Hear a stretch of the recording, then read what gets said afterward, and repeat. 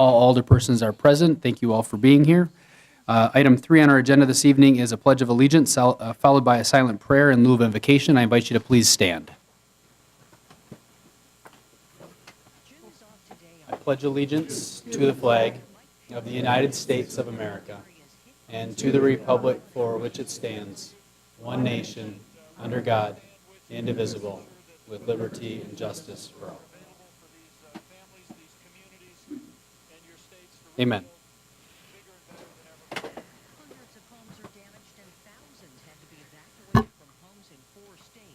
Item 4 on our agenda this evening is the explanation or the visitor speaking procedure. Individuals here tonight that are in the audience that wish to address the body may do so on non-public hearing items in which the public hearing items were already held after being acknowledged by a council member. So if you wish to speak to the body tonight on an item that is non-related to a public hearing, please indicate so by raising your hand, and then an alderperson may yield their time. The time at the podium is limited to 5 minutes, and we remind you to introduce yourself for the benefit of the viewing audience as well as for the record up here. We'll move on to item number 6, which is my report. Give me 1 second here. That might take me a minute. I'll find it up here. Actually, too much paper up here tonight. All right, we'll pull it up electronically here. Bolsonaro dubbed the Trump of the tropics during a White House meeting. I also intend to designate Brazil as a major non-NATO ally, or even all right. Good evening, council members, staff, and those here watching from home. The first item on my report tonight is around the Metalco project. The exciting project becomes closer to a reality with the establishment of the tax increment district, the developers agreement, and the land sale to Metalco, all of which will be acted upon tonight. Their $80 million investment will result in a minimum of $8 million in new tax base and a minimum of 80 full-time good-paying jobs with over $4 million in annual payroll projected with that project to be located in the Rapids East Commerce Center. We hope the rest of the behind-the-scenes work goes well, including the DNR permitting, of which they have to apply for yet, which will result hopefully in a groundbreaking sometime yet this year. The Mayor's Youth Council continues their work on their 2019 projects, of which the Bicycle Benefits Program and a Teen Movie Night were their 2 projects. The Teen Movie Night is intended to bring teens together and to invite teens to do something positive in their community, and it's held its planning meeting last week, and the vote was to continue to move forward with one movie night with a possible one later in the summer, one in June, and one possibly later in the summer, should the first one be successful. The Bicycle Benefits Project is also moving along as they're wrapping up their poll and survey on bike parking at areas and businesses around the city, and they will begin meeting on this project in April again. The beautification group continues their work with the Cultural Center on the project of bringing public art to our parks. Just yesterday, referrals went back in front of the Parks and Rec Committee Commission to continue their efforts from 2014, and eventually at the next Park and Rec Committee meeting to identify spaces where the art will be displayed. Aside from this project, they're also working on their regular spring and summer projects, of which the popular hanging flower baskets are currently being planted and prepped, and some landscaping projects in our parks are also being considered. The formation at the Parks and Rec Commission last night, again, the sculpture and public art was considered. The commission also discussed the Wayfinding Design Project, which aims to bring new signage and trail recognition to our parks and our trail system within our parks, and to promote greater use by the public. The airport reminds folks that a drone seminar has been set for April 13th for enthusiasts in conjunction with the EAA. So if anyone's interested in hearing more about drone regulations and rules, as well as how drones are used, feel free to sign up for a free seminar to take place April 13th out at the airport. The library recently received some very exciting news. Last week they were named as a finalist for the National Medal for Museum and Library Services. This is the nation's highest honor for institutions that make significant, innovative, and exceptional contributions to our community. So we offer them our congratulations. The plans for the upstairs reconstruction or renovation area are nearly finalized, so just a few more edits to be done with that design project at the library. 2 more meetings are scheduled in April, so if you haven't attended one yet, I'd encourage you to think about attending any of these last few meetings. The final report will be released May 1st. I don't believe a funding source has been identified for those improvements, nor has a cost estimate been generated, but that's a project that will bring some new spaces to the library in the adult services area.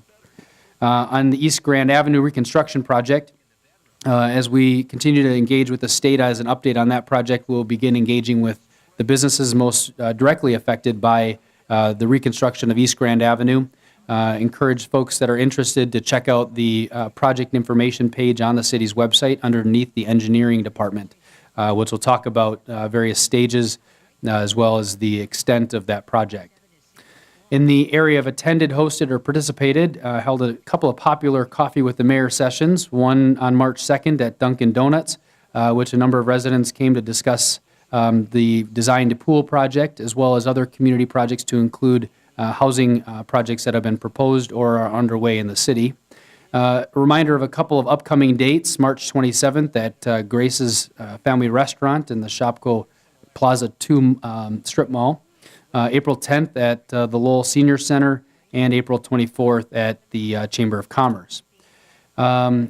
Also held a number of interviews here at City Hall for some vacant positions pertaining to the GIS and multimedia coordinators positions.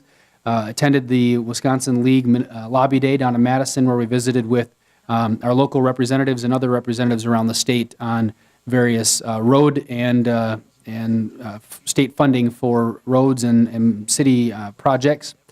And then participated with Adam, a leadership class bus tour, where we took a group of chamber leadership folks on a 2-hour bus tour of all the various projects around town.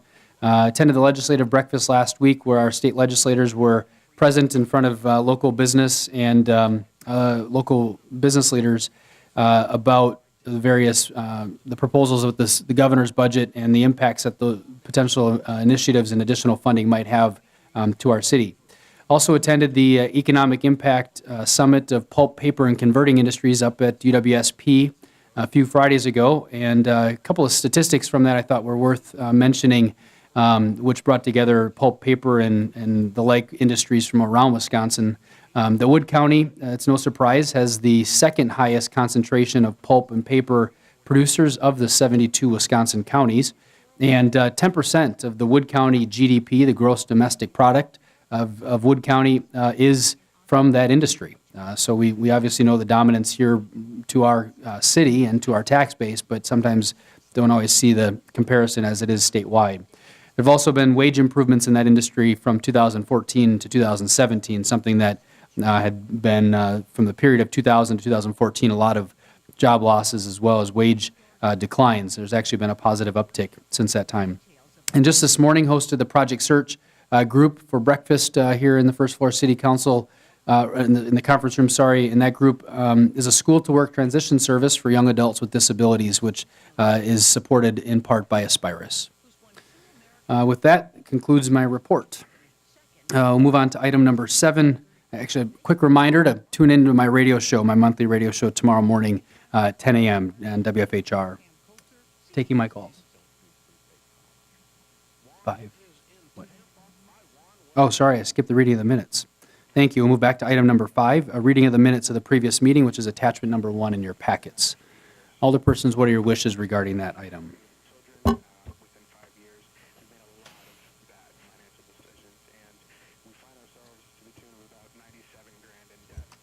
Make a motion to approve the minutes of the previous meeting. A motion by Koth. Is there a second? Second by Kellogg. Any additions or corrections to the minutes?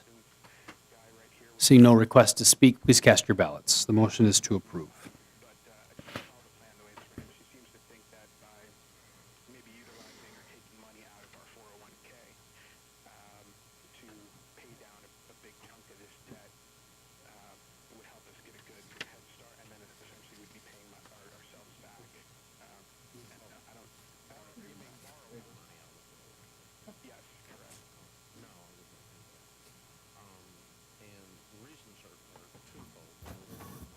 Motion carried, 8 ayes, 0 nays. Thank you. Item 7 now, new business. Item A is a second reading of the proposed ordinance, number 1249, changing the 15-mile residency requirement for city's emergency personnel to 30 miles. See attachment number 2 in your packets.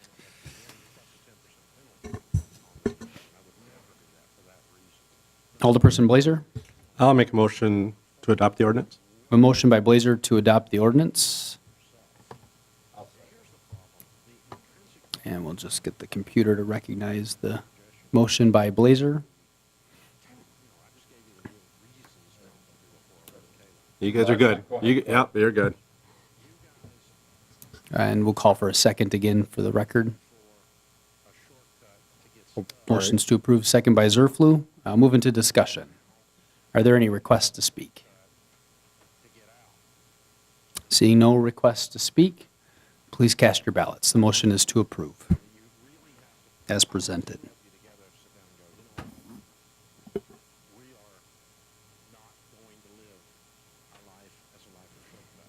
Motion carried, 7 ayes, 1 nay. Item 7B is consider a resolution number 5, amending the 2018 budget, attachment number 3 in your packets. Tim, did you want to speak to that at all? Sure, this is kind of our annual housekeeping that we try to do quarterly for kind of revenues that are unanticipated in the budget. A lot of them are for our revolving loan funds or if we get a special grant. And one is for the Clean Water Fund loan project. As we get those proceeds in and draw down the loan, we appropriate that over to the expenditure account. So basically, what this resolution is doing is taking those unanticipated revenues that we receive in 2018 and appropriating them over to the expenditure account. And so then we have a track record of when we carry over those appropriations in our transfer resolution or carryover resolution, excuse me, that we know exactly where it came from. So then, because usually these are for specified purposes, and we just kind of want that bookkeeping audit trail so that we can look back and determine when we got the revenue in and what we spent out of it. Alderperson Graff, you're first. Tim, I do have a question for you. If you look at the second page of the attachment, it's sale of city property. I don't remember seeing a sale of city property. Can you please elaborate on that? Where am I looking here? It's toward the bottom of the document.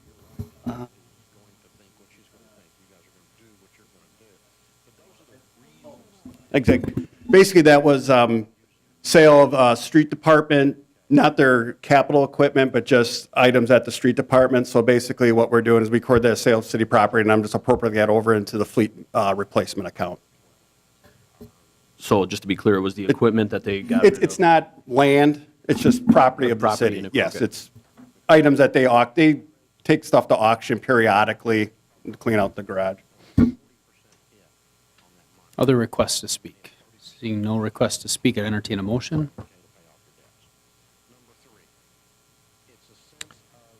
I'll make a motion to approve the resolution number 5, amending the 2018 budget. A motion by Katna, is there a second? Second by Kellogg. Any further requests to speak? Seeing none, the motion is to approve. Please cast your ballots.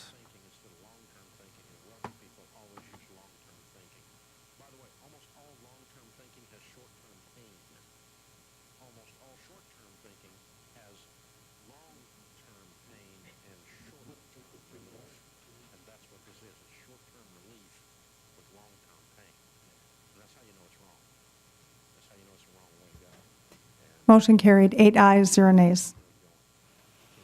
Move on to item 7C, consider a resolution ratifying the Alexander Field Southwood County Airport Commission's resolution petitioning for airport improvement aid, attachment number 4. As a quick note on this item, the Airport Commission held its public hearing last week. There wasn't anyone present speaking in opposition. It's really an update of some of the items that we've previously sought support for. I think we've added looking at the page there, there was an additional item the state had asked us to clarify. Aircraft tug, I think, was one of them, as well as some of the hangar area improvements. And then the fuel system, there's a question of whether or not we will petition for that. So that's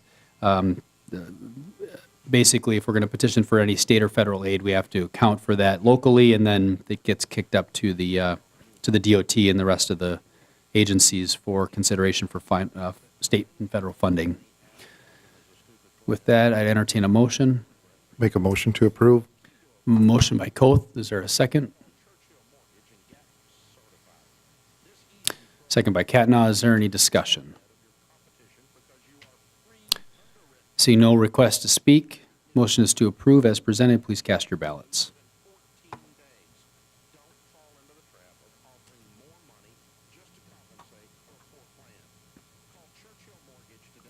Motion carried, 8 ayes, 0 nays. Move on to 7D, consider a resolution to initiate discontinuance of a portion of East Commerce Drive pursuant to 66.1003 Wisconsin statutes, attachment number 5. And I believe the Finance Committee had discussed this. Sue, did you have anything to mention on it? This is just Right, per this the is part of Metalco. the, right, per the proposed development agreement with Metalco, the property that they're purchasing, we would then discontinue East Commerce Drive. This is just the first step of many. It needs to go to planning, needs to go to Public Works. There has to be a public hearing, there's notice in the paper, and it eventually comes back to you probably in May sometime. So there's some time yet before this is final, but this is just the first step in initiating that discontinuance. And our development agreement does provide that in the event that Metalco does not develop at all on the property or does not develop that western, or I should say that eastern parcel, that then they would, the road portion would revert back to us, and then we would have access to that other parcel, so. Thank you. Thank you. Is there a motion on the item? I'll move to approve. A motion to approve by Zerflu. Is there a second? Second by Catna. Any discussion on the item? Seeing none, moving to a vote. The motion is to approve. Please cast your ballots.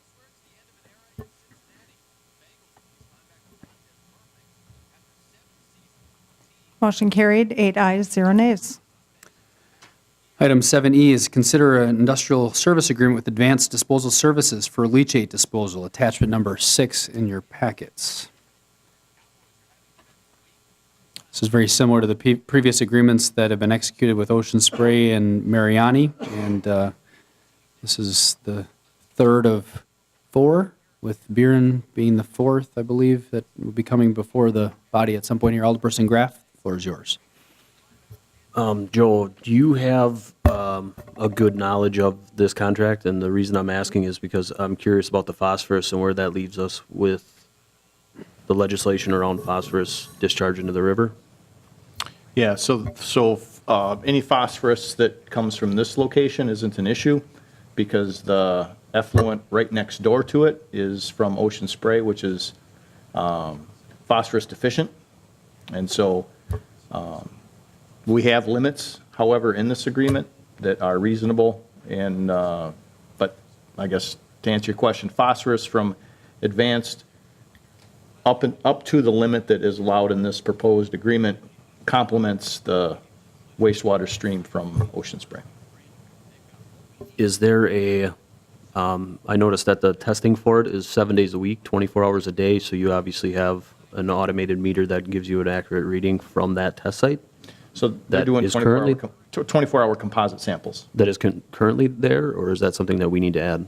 They need to add. They need to add it? Yes. Okay, thank you. See no further requests to speak. I'd entertain a motion.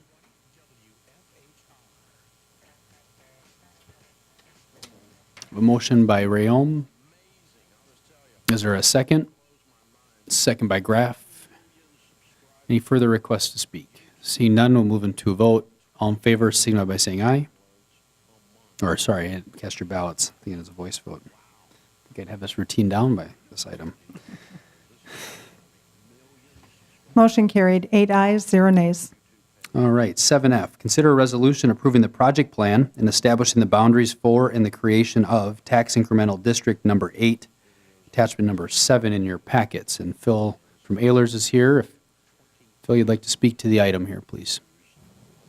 Thank you, Mayor. Good evening, everyone. Phil Costin with Ehlers. Nice to be back in Wisconsin Rapids. What I'd like to do, in your packet, you have a project plan, and I'd like to take a few minutes to walk through the project plan, kind of catch you up on process. There are some of you that are relatively new to this process. I know others have been through either creation or amendment of tax increment districts. So maybe I'll start there. Procedurally, you're on the tail end of this approval process now. We did have an organizational meeting of the Joint Review Board, and the Joint Review Board organizes, and for every tax increment district, it's a representative from the school, county, technical college, the city, and then a citizen member. And they met March 4th, organized, and then were able to stay, if they chose, for the public hearing that was held by Plan Commission that night as well. So March 4th, Plan Commission held a public hearing. I could tell you that we had nobody speak in favor or against the creation of the tax increment district, and Plan Commission unanimously approved the project plan. That brings it back to the council for your action tonight, and if you approve it, it goes back to the Joint Review Board for final action. They have scheduled their meeting for April 1st. So your step 2 of the approval needed 3 approvals to get through the process. So the project plan, I know you have a full house here, and I'm going to try to keep this relatively short, is in your packet, and I'm going to take you through a few exhibits, talk a little bit in general terms about the tax increment district, and then, again, I can answer any questions that you have. The mayor already talked a little bit about the company, Metelco, and their commitment to the city. What they have guaranteed as part of the development agreement, and you'll see that in the project plan, is $8 million of taxable development. They're going to spend a great deal more than that to construct the facility and for the equipment that's inside the facility. But their commitment level is a minimum of $8 million value guarantee. And that's important because that is then guaranteed revenue that the city knows is coming in and that you can essentially charge costs against. And so I'm going to talk a little bit about those costs. If you go into the project plan on page 4, there is an executive summary, and that's a great deal of what I'm going to talk about is that executive summary. This will be what's called an industrial district, and industrial districts have the ability to stay open for up to 20 years. So the state law, what it allows for is a 20-year maximum life and or once you have collected enough revenue to pay off your obligations, you're required statutorily to close out the district. So this will be allowed up to 20 years.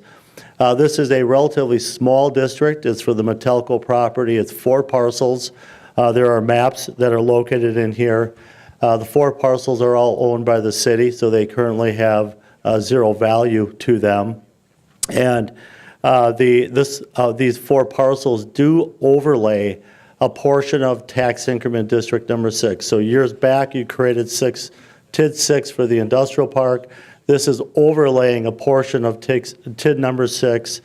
And the reason we're doing that is to really kind of restart the clock, allowing for a longer collection period of revenue to be able to pay back the costs that are being identified in the project plan. We've estimated project costs up to $2.85 million. There's really 3 segments to that. One is there's a rail spur that is needed to support the business. It's part of why the business is coming to Wisconsin Rapids. It's the need for rail. That cost is estimated to be $600,000, of which the city is anticipating to get a $300,000 grant. So the city's TIF, through the TIF fund, what would be spent on the rail spur is $300,000. There's also a development incentive that would be provided to Metelco through negotiation. That's identified at $1 million, of which $400,000 would be an upfront payment with $600,000 coming back over time coming out of the revenue that they generate from their new development. And then if there is enough revenue that's being generated in the tax increment district, we're looking at the possibility of reconstructing or improving 48th Street North, which is a major thoroughfare coming in and out of the tax increment district. And over time, it's expected that there's going to be enough truck traffic in the area that that road may need to be improved. So in the project plan, we've accounted for the ability to take on that road project in a future date if need be. As I've stated again, we're looking at $8 million of development. It's a kind of a self-contained site, meaning we're not going to see additional development besides Metalco's first phase and then potential subsequent phases that they may come back with if this site is successful. We are required as per the statutes to put together a lot of additional information in the project plan. So we have a series of maps showing the location, showing the overlay of a portion of tax increment district number 6. We show the project costs that I just went through with you, the development assumptions from Metalco, and then ultimately a cash flow. And that cash flow for the entire district is found on page number 26. And the reason for the cash flow is that we need to provide an estimate to the other taxing bodies as to what we think the payback will be on the tax increment district. They are foregoing taxes on this site for the period of time the district is in place. So that's why they get a seat at the table and a vote. What we've identified, if all the projects that I talked about, the rail spur, the development incentives, and 48th Street, all take place, we would expect this district to stay open for 16 years, 4 years short of that maximum life. So that's in the cash flow found on page 26. There are a series of other items that we need to cover in the project plan. I'm not going to sit here and read those to you, but they're really found on pages 27 and 28 of the plan. We deal with things like annex property, how much of the tax increment district is going to be devoted to retail, obviously zero in this case, zoning ordinance changes, how it ties back to your master plan, are there any relocation costs, and a list of non-TID eligible projects. So all of those have been laid out in the project plan as well. But to hit the highlights, it's an industrial district. We're looking for $8 million in taxable development per the development agreement. The development costs related to this are about $2.85 billion, including the road. And the good news here is that even with all the costs identified, we're looking at a closure 16 years, 4 years short of the maximum life that's allowed under the TID law. So that's a very quick summary of the project plan. I don't mean to run through it real fast, but again, I know you have a full agenda tonight, and I'm happy to answer any questions that you may have.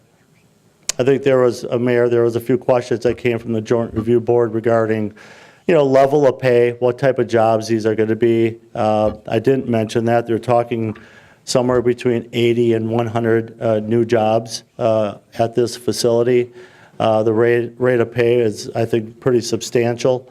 When you average production all the way up through management. So there's a substantial amount of commitment in the way of jobs as well. Great. Questions for Phil? Alderperson Kubaschak. Thank you, Mr. Mayor.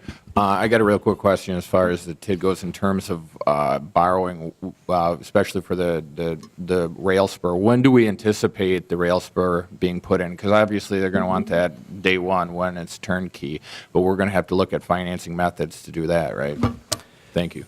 Yeah, that'll be played out a little bit by the how quickly the facility gets built and their timing. And what we have identified in here would be late 2019, but it'll depend again on how quickly they get building out there. I could see that project maybe delaying maybe into 2020. And Adam, I don't know if you have something you'd like to add on that. Just that we would start design now so that we can get CN on board as well as the T grant submitted in this calendar year. But as Phil mentioned, it would depend on when they actually break ground before we would actually send out for bid and construction. And I believe the T grant, the rail spur is eligible to be funded in what part by the T grant? It's proposed in the TID plan as an expenditure, of course, but what's the T grant cap? Is it 500,000? It is 5,000 per job. So conceivably, it could go up to as high as 400,000. We have identified 300,000 based on some rough cost estimates. Okay. Just want to make that clear of the portion that's identified in the TID plan. Other questions or comments from anybody? Okay. Thanks, Phil. Thank for you. being here again and sticking with us on this. You're our expert, and we are a trusted expert. Council members, what are your wishes regarding that resolution? In attachment number 7. Make a motion to approve? I have a motion to approve by Koth.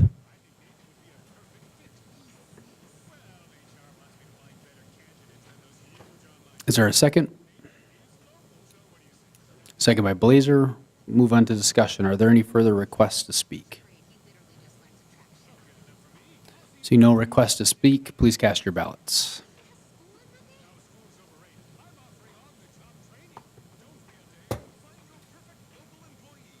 Motion carried, 8 ayes, 0 nays.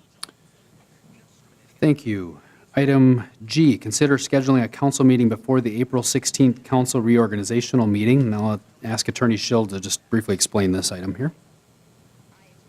Right, so we have elections coming up on April 2nd, and then that will be considered those who are reelected, or if there's a new person, that's the new council. That they are seated on April 21st, I believe? No, April 16th, which is the third Tuesday in April. So there will be a reorganizational meeting on April 16th, which would be the new council, those elected on April 2nd.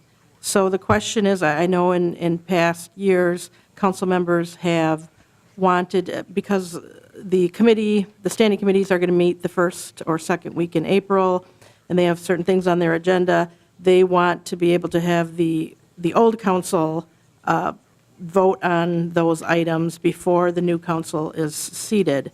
And I realize that at the most might just be one member, so that might impact what you want to do. But, so we've done it a couple of different ways. We've had it where we haven't had a meeting other than the reorg meeting, and actually the new council then just took up the matters from the standing committees earlier in that month. We've also done it where we've done a final old council meeting before that third Tuesday, like the week before or the day before, and then had the reorg meeting. So I know, Tom, you've brought this up before, so I don't know if there's any interest in having an additional meeting to cover the items from the standing committees, or you just want that all taken care of by the new council on the third Tuesday in April? I guess the floor is open to comments, discussion on that item, on the question of whether or not we want to hold a meeting before the reorganizational meeting. Alderperson Kubaschak, you're first. Thank you, Mr. Mayor. I guess for the easiest type of decision-making process on this, I'd rather not have another meeting with all the meetings that we've been having. So that's my sentiment. Alderperson Blazer, you're next. I guess I'll keep it short and say I agree with that. Any other comments for the good of the order? Okay. See no further requests to speak, then as it stands, the business of the April 2nd, or the standing committees on April 2nd, or whenever they meet, will be taken up then on the 16th at the reorganizational meeting, unless there's some objection, I guess. Unanimous consent or anything on it? Well, no, I would think if someone wanted to have that meeting, we could have the motion, an additional meeting, we'd have a motion, but otherwise, they're basically not wanting to change the current schedule where it is going to be on the third Tuesday, so I don't think anything's necessary. Alderperson Rayom, you're next. Just a question. In the past, I have advocated that the old council take care of the old business, but would we have the reorg first and then take care of? Well, right, because then. We'd have to do that way, wouldn't we? Right, because everyone that's there on that day is going to be the new. Right. But, I mean, I guess you're going to still make those reports, and I would think the former chairs would still read those reports, but, I mean, everything's coming to the council anyways. That's fine. And then probably after that, the mayor, then you would vote on your, do the further reorganizational things. I guess it doesn't really matter which order it's done in. I mean, you'll be sworn in right away at the beginning, so.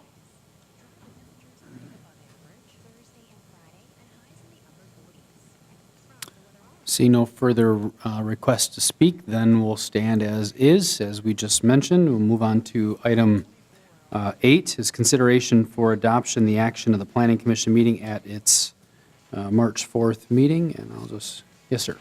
Alderperson Kubaschak. I don't know if I'm out of order. Before we go over to item 8, there was a gentleman who had called me about something that was in the minutes, but I'm trying to read through the minutes or not, and I don't know if that's out of order, if it's a case where someone from the audience wants to speak on behalf of, and it was about the solid waste ordinance, but again, I was trying to read through it, and I can't find where it is, but like, for what? Didn't we already vote on it? Yeah, but Yeah, it would have been in like last month's. All my days are together, so I don't know if that's out of order or not.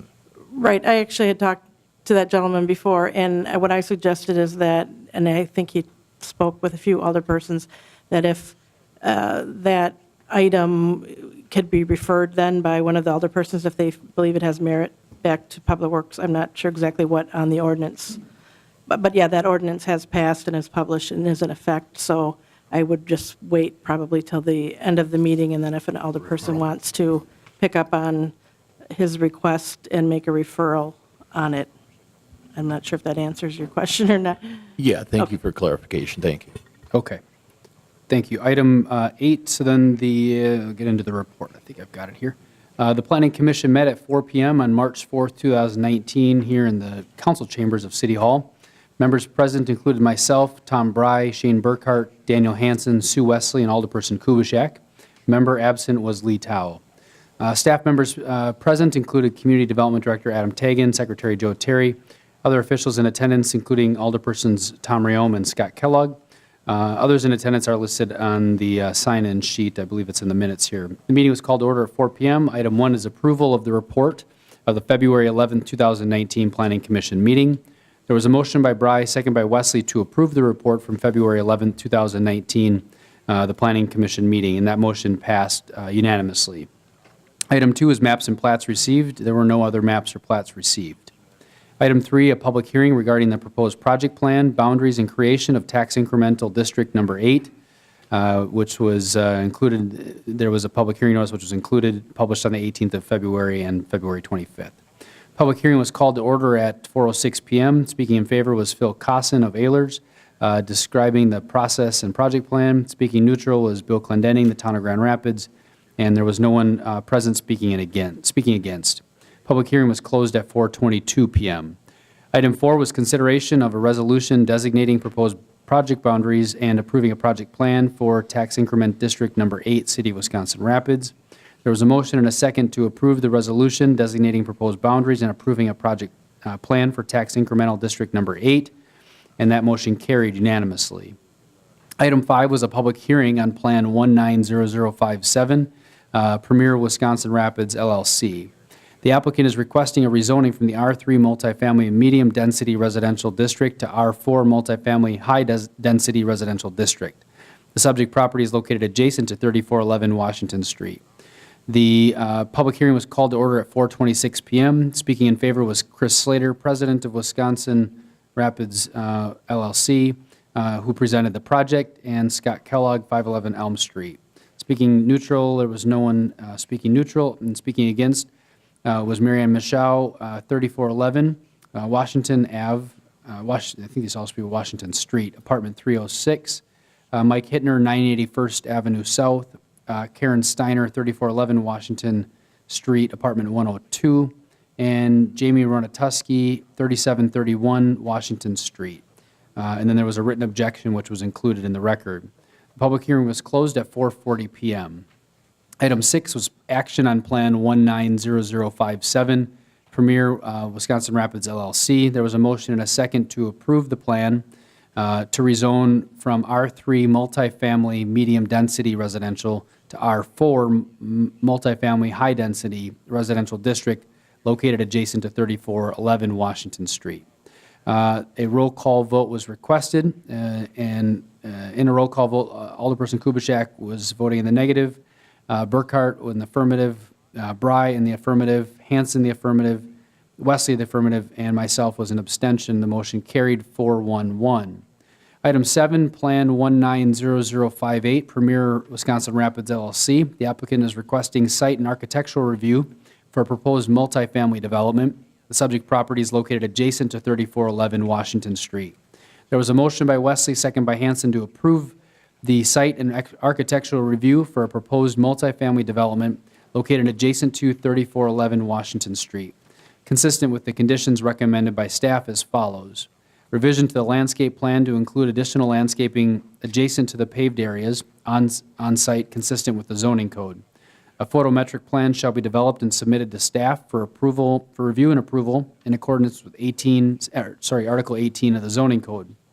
Item 3 was compliance with all other applicable codes and ordinances, and that motion carried 5-1. Item 8 was an update and discussion on the update to the sign ordinance with Civitec, in which an update on the sign ordinance project and a discussion regarding the current sign ordinance and potential changes was held with Civitec. And item 9 was adjournment. There was a motion, a second to adjourn, and motion carried unanimously, and that meeting adjourned at 5:56 p.m.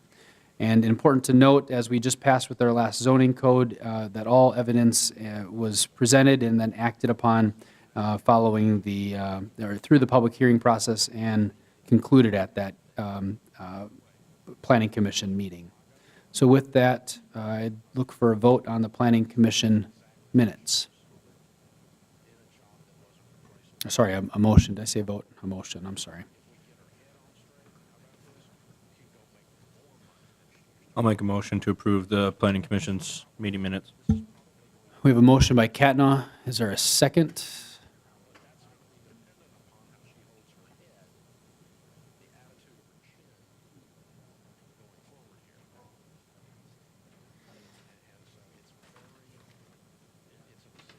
I'll call for a second now that the system's ready. Second by Kellogg. We'll move into discussion. Alderperson Graff, you're first. I would like to hold out 6 and 7. Call for unanimous consent. Is there any objection to holding out items 6 and 7 from the packet?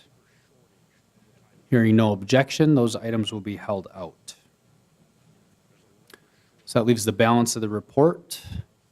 Are there any additional requests to speak? Do you need to enter that? Oh, okay. All right, we'll move into a vote. The motion is to approve with the exceptions of items 6 and 7. Please cast your ballots.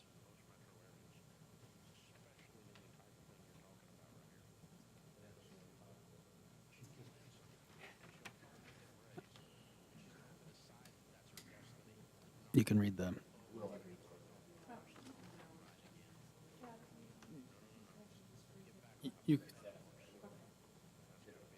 For the record, do you want it to reflect in the affirmative?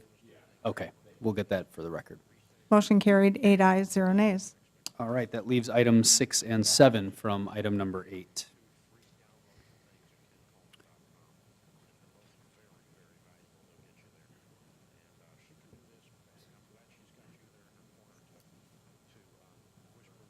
Alderperson Graff, you're first. Adam, if you can you please explain R2, R3, and R4 districts for us, just for the viewing audience, please? So R2 is called mixed residential. Basically, that particular residential district is targeted towards single and two-family residential are the main uses that are permitted by right within the R2 district. There are also other uses, obviously, that fall in there, but primarily that is the intent of the R2 district. Within the R3 district, that's considered multifamily. So that allows, in addition to a two-family residential, that allows multifamily, being a definition of more than 3 units within a building. However, that does cap out at 8 units per building, but there is an overall density of 1 dwelling unit per 3,000 square feet within the R3 district. So for example, on a 1-acre lot, which is about 43,000 square feet, you would be allowed, you divide that by 3, so that would be about 14 units. The R4 district is also multifamily. It has the same overall density, again, that 1 dwelling unit per 3,000 square feet. However, the high density that is referenced in the title for the zoning district, that actually references the type of building. So the main difference between the R3 and the R4 district is that you can have up to 16 units per building versus the 8 units per building that's allowed in the R3. But again, through a rezoning such as this, you're not increasing the allowable density, just the allowable type of building. Just to be clear, what is the allowable type of building that you're in reference to?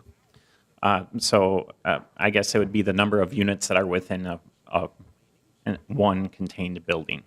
So for example, if you're familiar with the area in the general area where this is located, you have the senior housing, which is most of those are like a 4-unit or a 6-unit. So there's 4 or 6 units contained under one roof. A Swiderski type of development, which would be to the north, I believe those are 16 units in one building. Again, that would now require the R4 district, whereas the senior would be allowed in the R3 district. What is being proposed by the developer is 12-unit buildings. So again, 12 units under one roof. And so that is the requirement for, or why they are requesting this rezoning. But again, it's not a density question.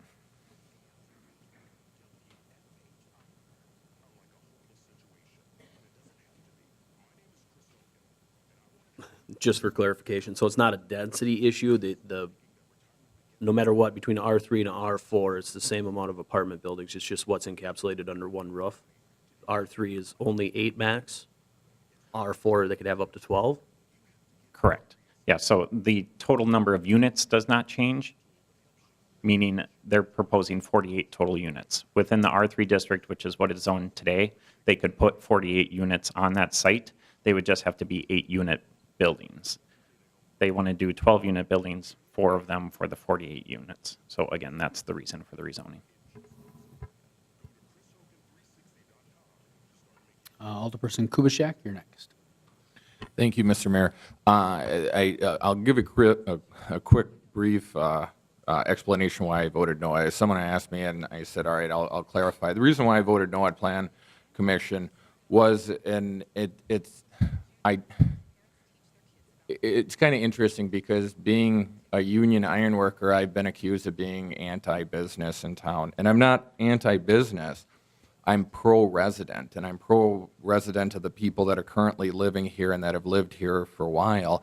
And when I see a large number of people come to a hearing, that promotes me to want to be pro-resident. And again, it's not that I'm anti-business in terms of development and whatever else, but it's one of those where I want to make sure that I listen to the residents that we have now, because I don't know if we're going to have residents coming for those. I assume you build it, they will come type of a thing, but in my purview of public administration, the current residents are more important than the future residents. So that's why I voted no. Thank you. Are there further requests to speak? Alderperson Kellogg, you're next.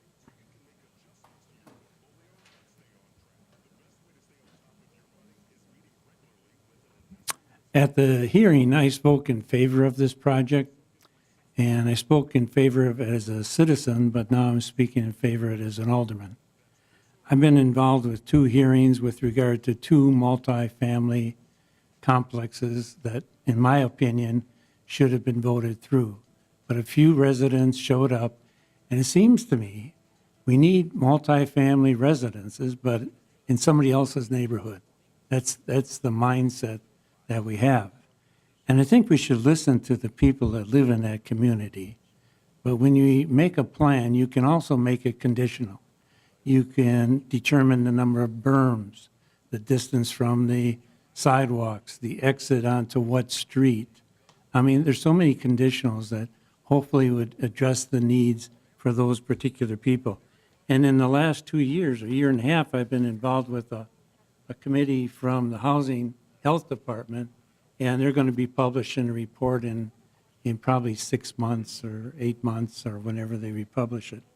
So when I met at that hearing, I gave this information, since if you didn't attend, I just want to give it to you. It's really relatively short. But there were 15 people on this health committee project that I was telling you about. And the median household income in Wisconsin Rapids is $38,322 compared to $51,603 in Wood County overall. And we need more affordable housing. Our housing stock is aging and so forth. In Wisconsin Rapids Housing Study in 2016, 32% of the respondents stated they know someone who is struggling with housing costs and may be in danger of becoming homeless. In the Encourage Community Foundation, this is in 2017, 49% of the residents said increased access to quality, affordable housing is a very important priority for the future of the community. In addition, 38% of the residents said it was somewhat important. So totally, that would be 87%. Then the Encourage Community Foundation in 2017 study, 45% of the residents said increased access to affordable housing is a very important priority for the future of the community. And an additional 42% of the residents said it was somewhat important. Again, totally, those two would be 87%. The Wisconsin Rapids study, the need for quality and additional housing opportunities for both homeowners and also renters. And in the research for good health, a healthy community, is research affects that affordable quality housing, more resources for other needs such as health care, healthy food, and transportation. The increase in financial security and safety decreases stress and also improves healthy outcomes. The most appropriate location is a responsibility of experienced developer. I mean, this location has multiple families on the north of it, multiple families on the west of it, multiple families on the south of it. It is a perfect location. It's not planted in the residential area, single-family homes. And the developer has had 15, according to the information, I think it was 15 states and has 15,000 units or something like that.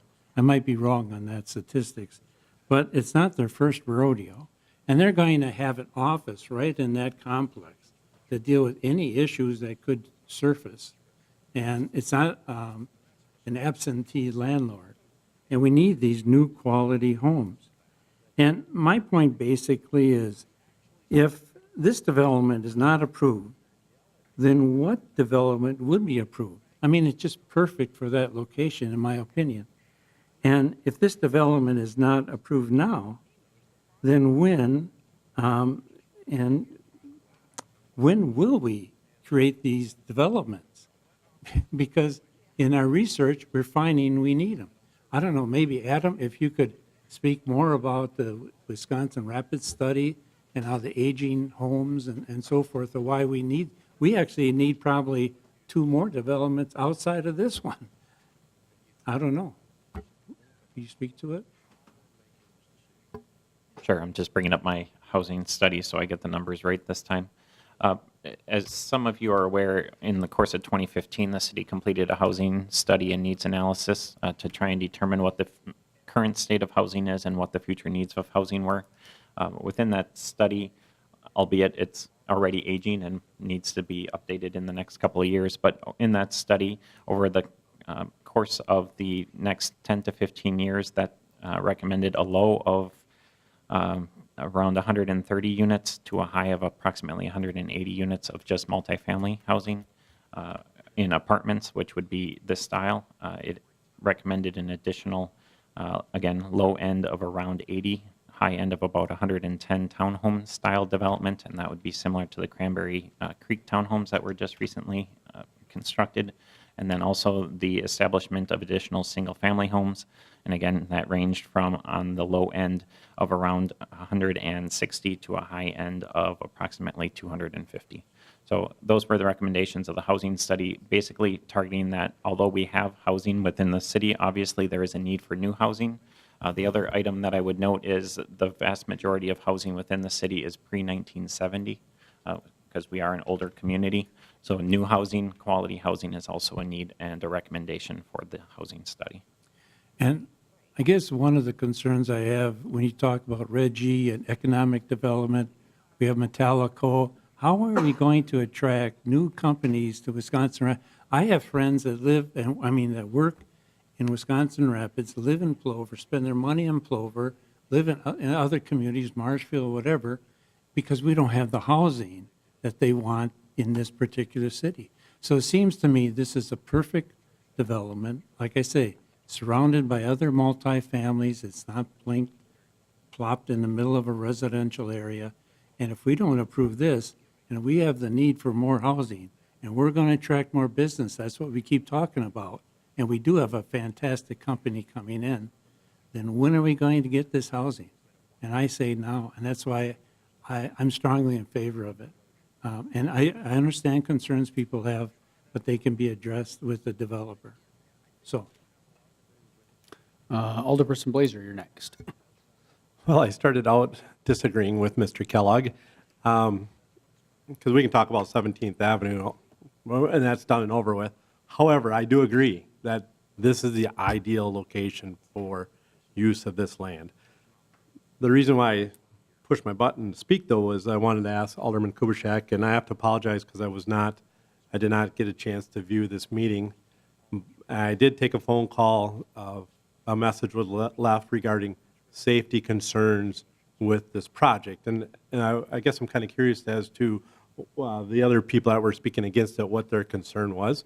But I do agree with Mr. Kellogg that if we're not going to use this piece of, or allow this use for this piece of land, then I don't know what we're going to do with it then, because it fits in with the use of the area. Thank you. So I guess I'm more curious, what are the safety concerns? Is it traffic, crime, all of the above, or what that discussion was?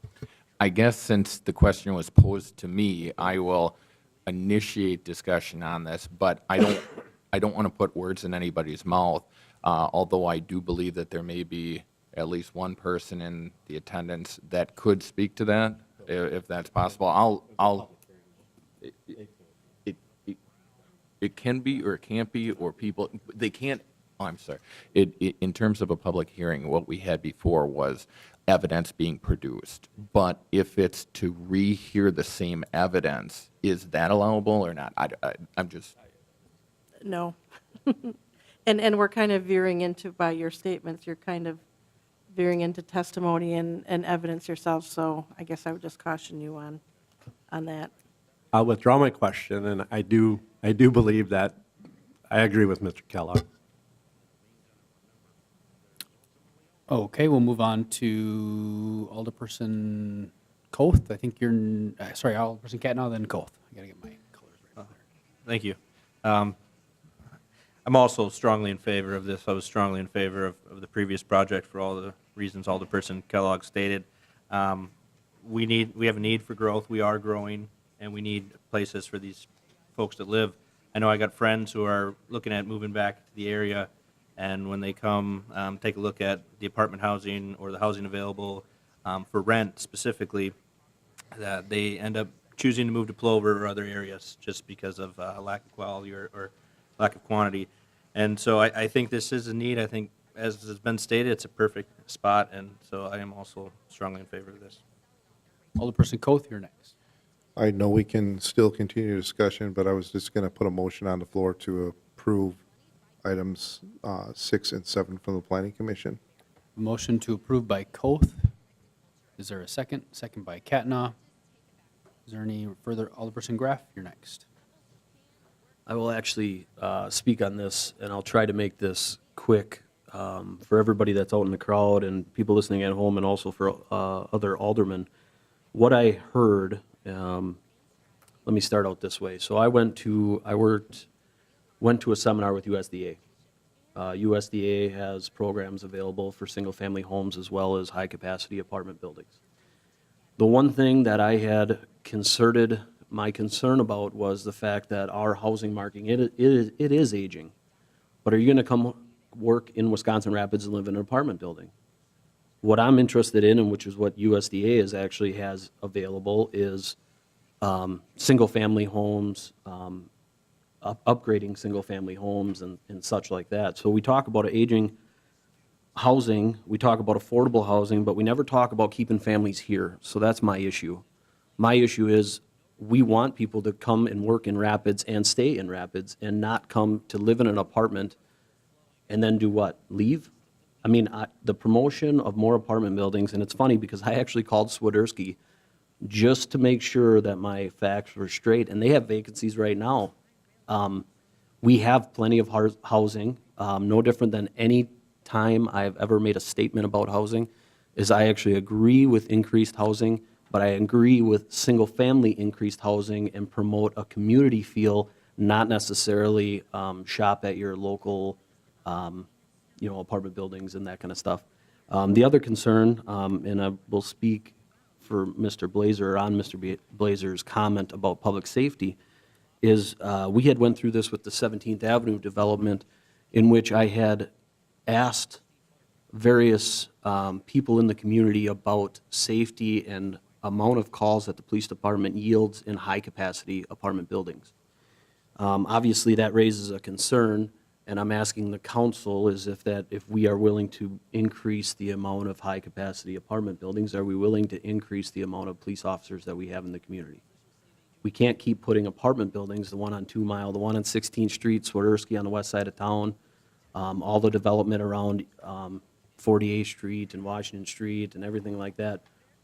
But where are the subdivisions? The reason people go to Plover is because they have built up single-family, nice, quality, good, single-family homes, zero lot line duplexes, stuff like this that is another way to look at housing, not necessarily from a high-capacity, high-density apartment building type structure. So I do think that we do need housing in the community. I do think we need quality housing in the community. But my question is no different than the $50,000, and I want to make sure that I'm clear, Zach, it was $50,000 that we put into that for Reggie for housing development, right? I'm sorry, maybe I'll ask Adam. It was For Reggie, there was no, we took, I apologize, it was pilot money. We took pilot money and we moved it into an account for housing. oh, you're I- talking I- about the Rapids rediscovered. 40,000 was. Oh, it was 40, and okay, Oh, that's see why what you're I saying. just wanted to. Wasn't sure what you were talking about. Yeah, I apologize. So there again, and no different than the concerns I made to Reggie, is I have absolutely no problem with more housing in the city of Wisconsin Rapids. It's the type of housing that we need to be looking for and the type of community we want to have. And for these exact reasons, and I would be more than willing to sit here and debate all night about my side of the story, but for that reason, I will be voting no against this. Was there a question, Alderperson Graff, you wanted to address in the single-family housing, the redevelopment project with the program that the council approved? Was there a question about that? I just wanted to make the statement, no different than what I did when we talked to Reggie, is that we approved that money to go into development for housing, but no different than the statement I'm making right now, is it's the type of housing that we're talking about, not the high-capacity apartment buildings in which that money should be used for. It should be more for the zero lot line duplexes, the nicer community feel subdivisions that we were going to look into, whether it be strategically on the south side of the Wisconsin Rapids, west side of Rapids, east side of Rapids, north side of Rapids. That's the only reason I commented on that, because Okay. I made the exact same statements during that as I am making now. Thank you. Alderperson Kellogg. I somewhat agree with regard to single-family homes. And this has been a concern that I've had. In any of our districts, we have some blighted homes, substandard homes. And that's why we passed the Wisconsin Rapids Rediscovered. And that's we're working on that with the county. And so that hopefully can address the needs. But in this particular development, the rental is market rate. It's not it's not low income. It's $1,000 a month. And when you look at the amenities to this particular complex, you're going to have professionals, semi-professionals, or whomever, that I don't believe that would add any problem for extra law enforcement and things like that in that particular area. And so, again, if you look at otherwise we have these studies, and why do the studies? And if the studies reflect people still will be not living here, and you're going to have a hard time, we're going to have a hard time attracting businesses like we have attract now. So basically, I just wanted to tell you the scope of the type of development this one particular one is. Alderperson Rayom, you're next. Thank you, Your Honor. I will keep this short. I agree with what the comments that Lee has said, and I am going to vote against these two items that we have here, 6 and 7.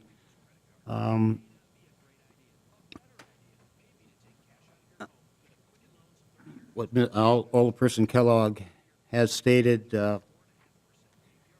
there is a truth to that, but I have to go back to what Alderperson Kubiszak had to say, and that's about the people there have voiced their opinion and have fears of what it may be. They don't like it. They don't want it, I guess, whatever to all use. They did speak at the public hearing. And as I said, I'll keep this short and not Lee, not to repeat what he said, but I do agree with it, so thank you. Thank you. Any further requests to speak? Seeing no further requests to speak, the motion is to approve items 6 and 7. And just as a point of order, item 7 has actually been, the Planning Commission has final authority in that item. So item 6 is really the item. So for a formality, we'll be adopting item 7 as part of whatever action is ultimately taken.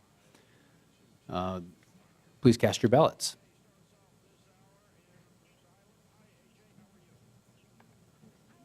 They're together. Yeah, they're one item.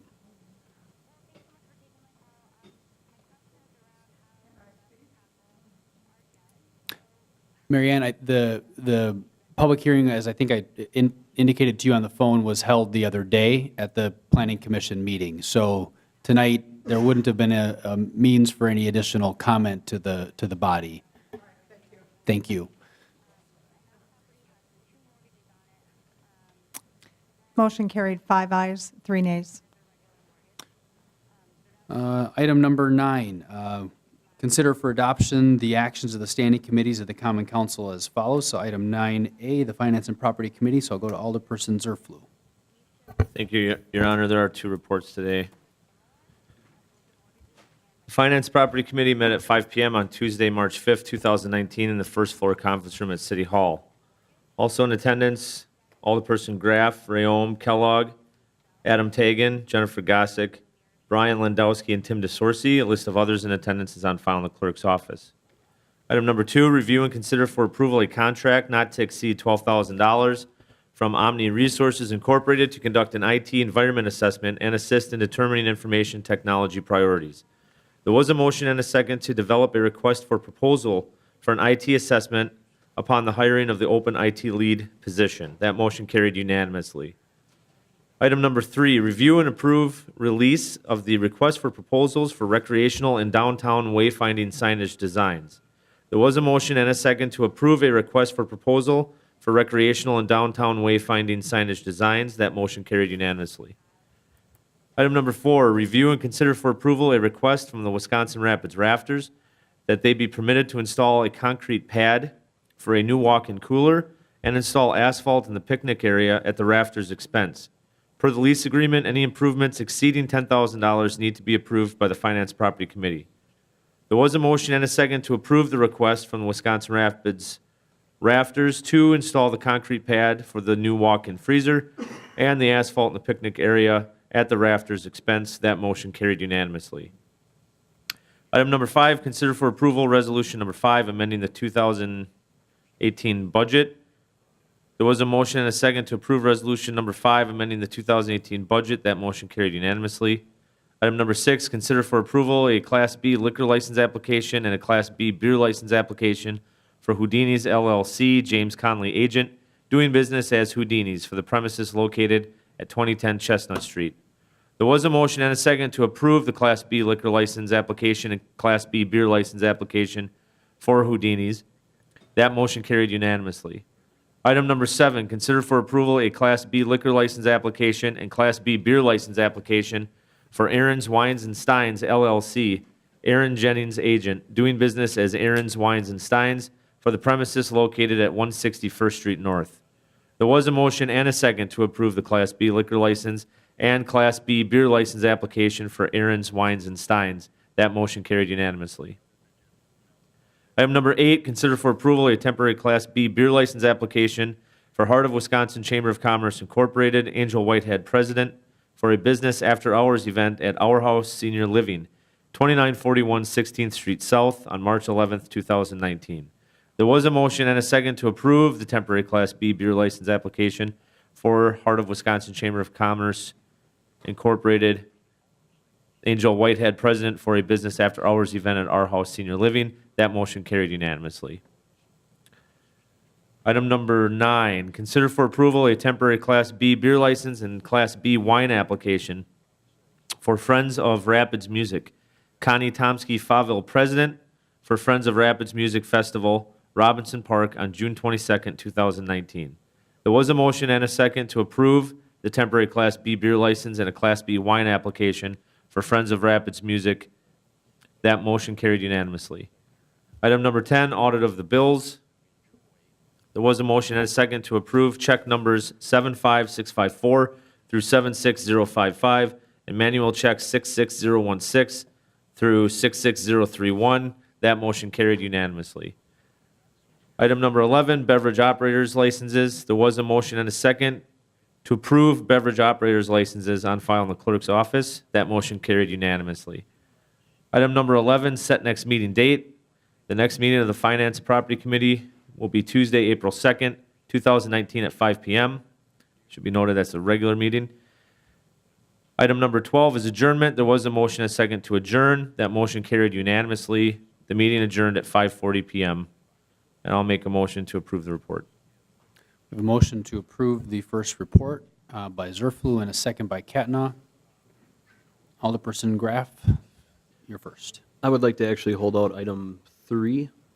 We have a request to hold item 3 out. Is there, I'll call for unanimous consent. Is there any objection to holding out item number 3? Seeing no objection, we'll hold out item number 3, so that'll leave the balance of the report. Alderperson Rayom, you're next. Just a comment on number 8, and maybe I'm a comment and a question with that, I guess, and it has to do with the beer license. I don't have a problem that we did it, and I know that action was taken at the committee before this event took place, but yet it doesn't come to the council till after the event takes place. 7. As long as it's legal, I'm okay with it, but we're just approving it tonight, and it, you know, Committee's a final authority, right? and I understand things do get put in late at times, but yet it's just, I don't have a problem that we did it, but the dates, we're not approving the minutes until this evening. And I guess the question would be, does the committee have the authority that they could okay that to do that before us? Well, actually, the clerk does have the authority to approve recurring, a license for someone, a recurring event or a similar event, if there isn't enough time before the event. We're trying to get people to get them in sooner, and when there is time, at least to take it to finance, we've been taking it to finance, and then the clerk's been issuing it. So I think it's, the alternative would be that the clerk would just sign it and no one would see it. So I guess we're treating it as if there's at least time to take it to finance to approve, but actually, the clerk could approve this without any further approvals from the committee. So thanks to Connie out there for getting her application in early, ample time before the June 22nd event out there, Connie. You're on the ball. Move on to Alderperson Kubaschak, you're next. Thank you, Mr. Mayor. Real quick on that, Mr. Rayom, too, is that it won't ever affect us we're not liable for that. It's the organizations themselves. So if the Department of Revenue comes down and cites them and they say, hey, you know, we didn't get it in time, that's not the council's problem or the city's problem, so. Are there any further requests to speak? See no further requests to speak. Motion is to approve with the exception of item number 3. Please cast your ballots.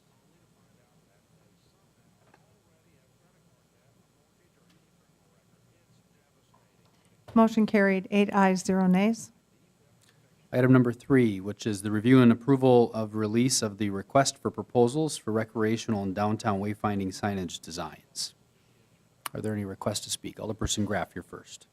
Yeah, I spoke about this at the finance and property meeting, and I want to make sure that we're not doing this. Okay, so the idea of this was to send a proposal to have designs for signs made up when I feel that we have people on staff that actually make signs, because it's a sign department, and I feel that they can design whatever is appropriate and come up to us with a few designs. I don't necessarily think we have to send this out, and the reason I held it out is because I think it's bad practice that we send out a request for a proposal and then turn around and not do it that way anyway. I think it's just bad business for us as the city to ask for people to submit proposals and then turn around and pull it out anyway, because it would be my intent to have our own people design it.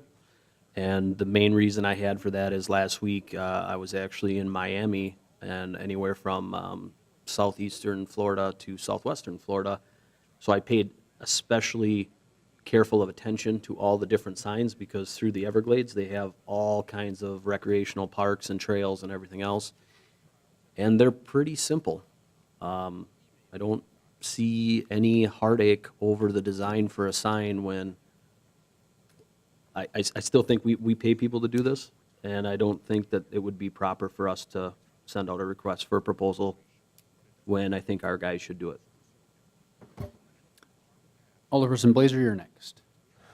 Yeah, I did make the motion to approve the request, but I agree. I'm kind of curious, and I'd be interested in seeing what our staff could do for sign proposals before we do a request. Just my thoughts. Alderperson Kubaschak, you're next. Thank you, Your Honor. I guess, can I have clarification on this? I apologize that I did not make this meeting, or I didn't make the subsequent Finance Committee meeting, but can I know nothing about this, and with having discussion on this, to be able to make a rational decision, I'd like to have that. So whoever could further explain what this is, that'd be great. Thank you. And I just want to draw your attention to the referral and supporting information. I'm just trying to find my iPad's kind of slow here to figure out what page it's on in our packets. 125, it looks like. And so I'll just, for the benefit of everyone, I'll reread the referral. Review and approve. The request is to review and approve release of a request for proposals for recreational and downtown wayfinding signage. Background: with updates to parks and bike networks within the city, there's become an apparent need for new signage for these areas, as well as a consistent theme among the signs to better promote the city's amenities. In addition, the age of existing wayfinding signage within the downtown and thoroughfare or other areas of the city is in need of updating and replacement. And I'll note that all the city's wayfinding signs were removed in the last year and a half by the city sign shop. The RFP would select a firm to perform design work to develop the various types of signs and the consistent look that would be shared among them.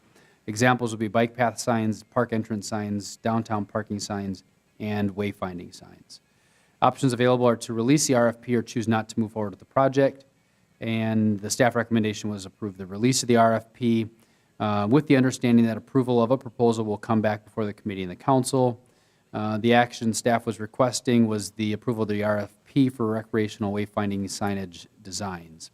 And then the question about funding, the amount of funding is unknown until the proposals are received.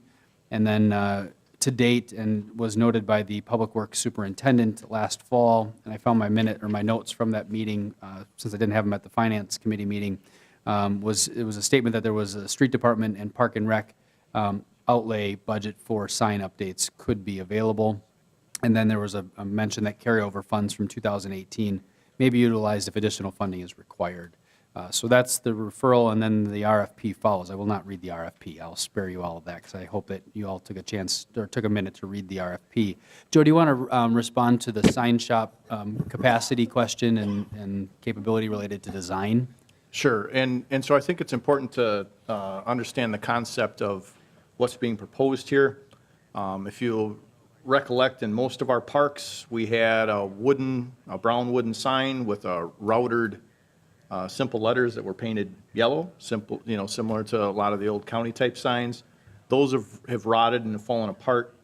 So we're looking for something that has some consistent graphics and can be used for multiple locations.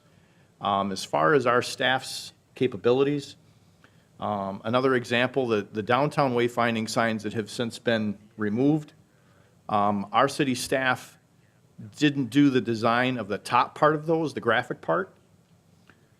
We contracted that work done. We put the lettering on as far as the actual, the lettering and the arrows.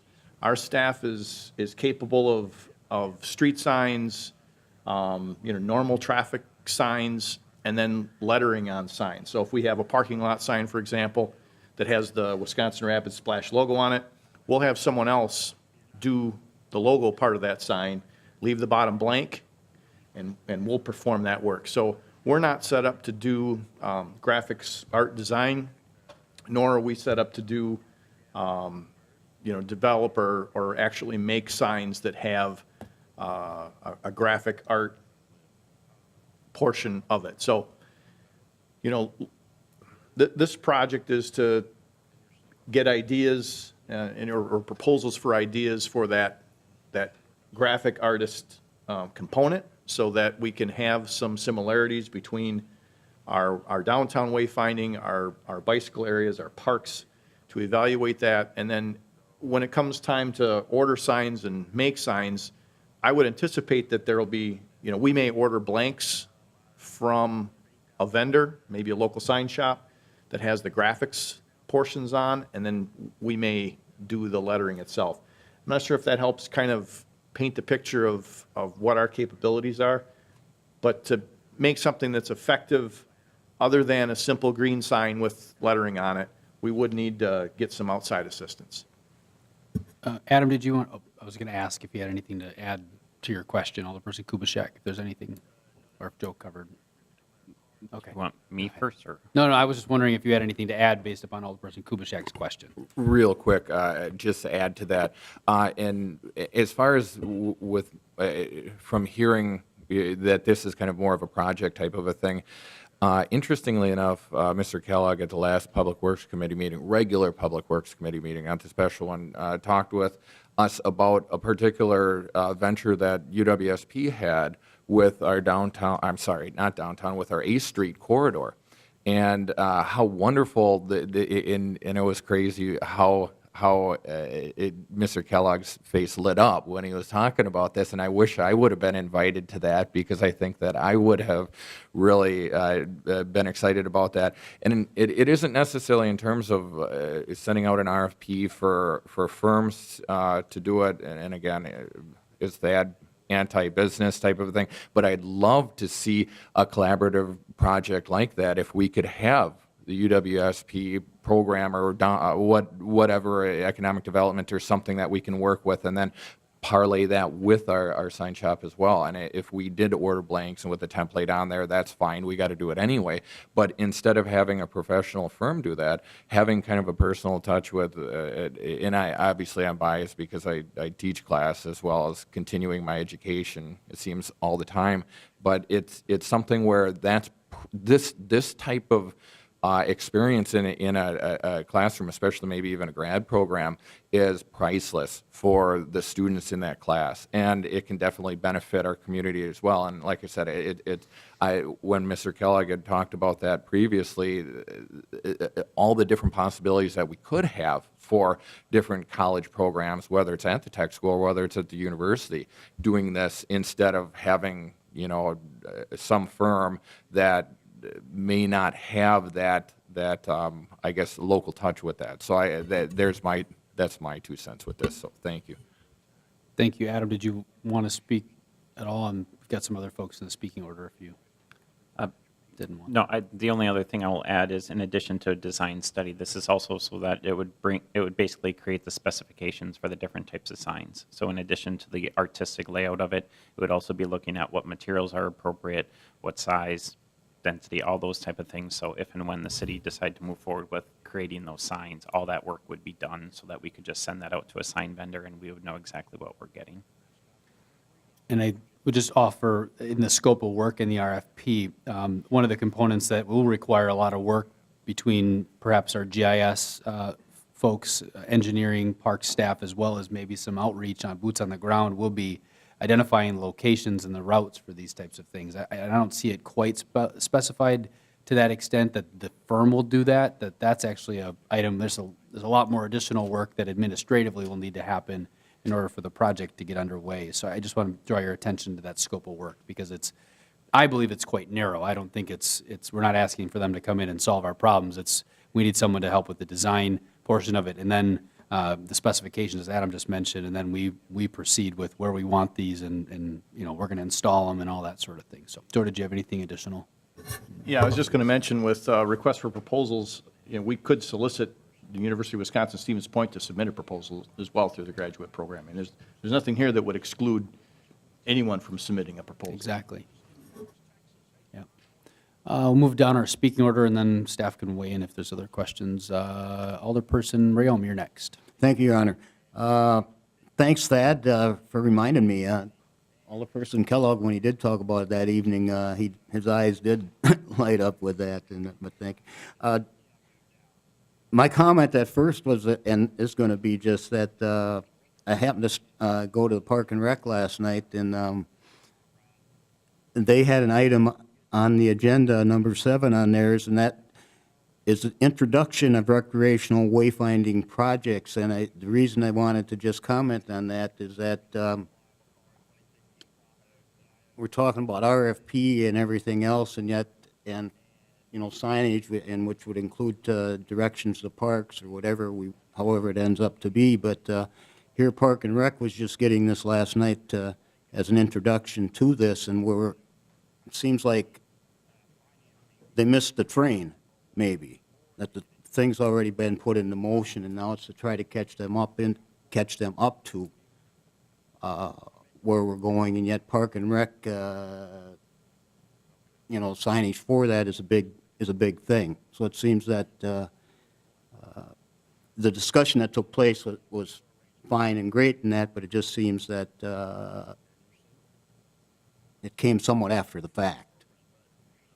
We haven't done anything yet, but it seems that we're now trying to catch them up to what we're talking about. So, thank you. Jody said you wanted to speak. Yeah, I was just going to comment on that. So there are multiple parts to this. The objective of this requesting proposals is to essentially create a menu of sign choices that are appropriate for various locations. The Parks project is to identify the locations.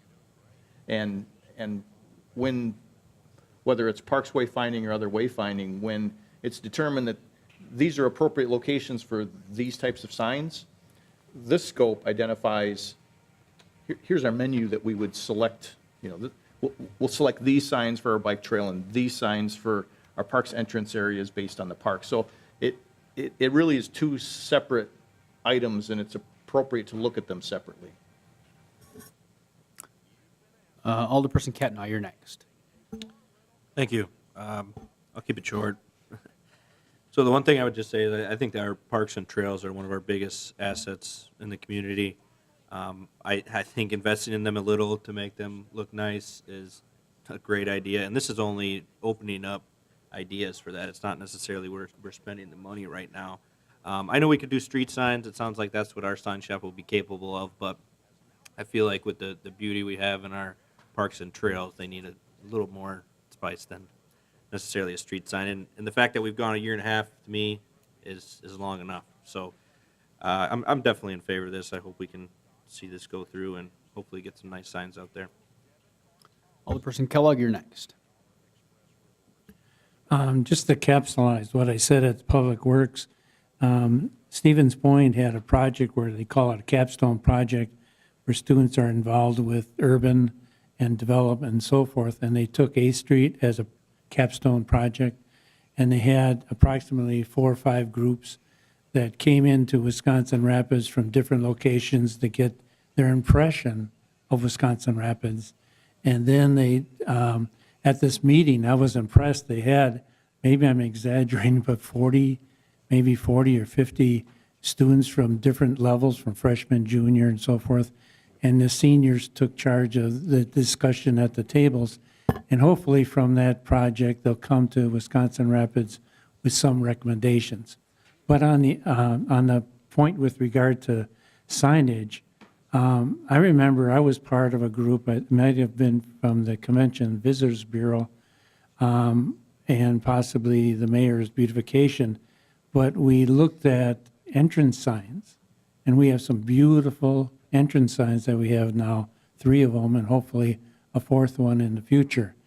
And that was from, we looked and explored what's on the website. None of this is new. And it seems to me maybe a group, maybe a representative from the Convention Visitors Bureau, maybe from the Youth Council, maybe from another part of our organization, if it's beautification, to sit down and look up from the websites, what are different companies and businesses putting out there, and from that you maybe glean a Wisconsin Rapids concept, and that might save a lot of time for our people that are working in as staff, and then propose it to the staff and see if that's of their interest, or to the Common Council, does that make sense? But then we would have our fingerprints on it, and it's just an interesting concept of maybe doing it in-house that way, and then maybe some of it has to be printed from outside. But we did a great job on the entrances to Wisconsin Rapids, and might this be another, and it might be a great project to engage different groups that we have in our community to embark on this project. It doesn't have to be done overnight. Thank you. Alderperson Coe. I'd like to make a motion to approve item 3 of the Property and Finance Committee. We have a motion by Koth to approve. Is there a second? Second by Zerflu. Any further discussion? Seeing no further requests to speak, the motion is to approve as presented. Please cast your ballots.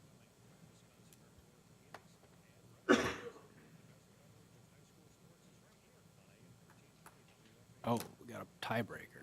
Well, this is an easy one. Thanks for that.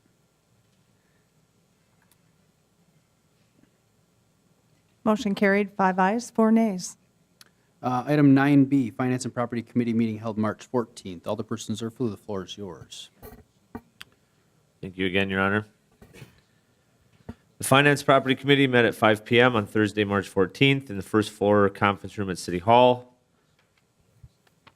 All members were present except Alderperson Blazer was excused, and Alderperson Scott Kellogg sat in for him. Alderperson Rayom was also in attendance.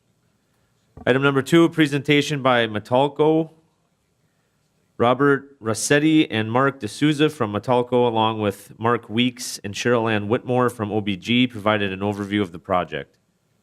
Item number 3, in open session, the committee will vote to go into closed session under section 19.85, parent 1, parent E of the Wisconsin statutes, which reads, deliberating or negotiating the purchasing of public properties, the investing of public funds, or conducting other specified public business, whenever competitive or bargaining reasons require a closed session. There was a motion and a second to go into closed session. A roll call vote was taken, and all members voted in the affirmative. In closed session, the committee will discuss negotiations and strategy regarding 1, a purchase and sale agreement for parcels 34-09861 and 34-09863 between the city and Metalco Incorporated. 2, a development agreement between the city and Metalco Incorporated.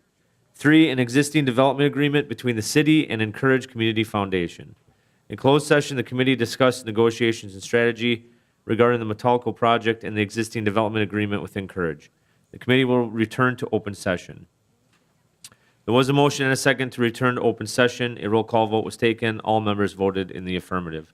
Item number 4, review and consider approval of a purchase and sale agreement for parcels 34-09861 and 34-09863 between the city and Metalco Incorporated. There was a motion and a second to approve the purchase and sale agreement for said parcels between the city and Metalco as presented. That motion carried unanimously. Item 5, review and consider approval of a development agreement between the city and Metalco Incorporated. There was a motion and a second to approve the development agreement between the city and Metalco as presented. That motion carried unanimously. Item number 6, overview of next steps and process moving forward for the Metalco Incorporated development. Adam Tagan provided a quick summary of the permitting process, including receiving the necessary air permits from the Wisconsin Department of Natural Resources prior to the start of any construction. Item number 7, consider financing options, bid letting, and schedule related to the Community Development Investment Grant and Third Avenue South. Mayor Vuing provided an overview of the CDI grant and a potential project to keep the grant funds within the community, which would include the realignment of Third Avenue South, reconstruction of the Market Square parking lot, and establishment of a new farmers market. There was a motion and a second to pursue and explore the concept for the realignment of Third Avenue South, reconstruction of the Market Square parking lot, and the establishment of a new farmers market, conditioned on funding coming from grants and private investment. That motion carried unanimously. Item number 8, consider financing options, bid letting, and schedule updates for the pool project at Witter Field. Mayor Vuing, Tim DeSorsi, and Joe Terry provided an overview of funding scenarios, milestones for completing the project in 2020, and potential impact on city debt. There was a motion and a second to proceed with bid letting for the entire scope of the Aquatic Center and to proceed with financing for the project as presented, while continuing to pursue corporate and other donations. That motion carried unanimously. Item number 9, adjournment. There was a motion and a second to adjourn. That motion carried unanimously. The meeting adjourned at 7:46 PM, and I'll make a motion to approve the report withholding items 7 and 8.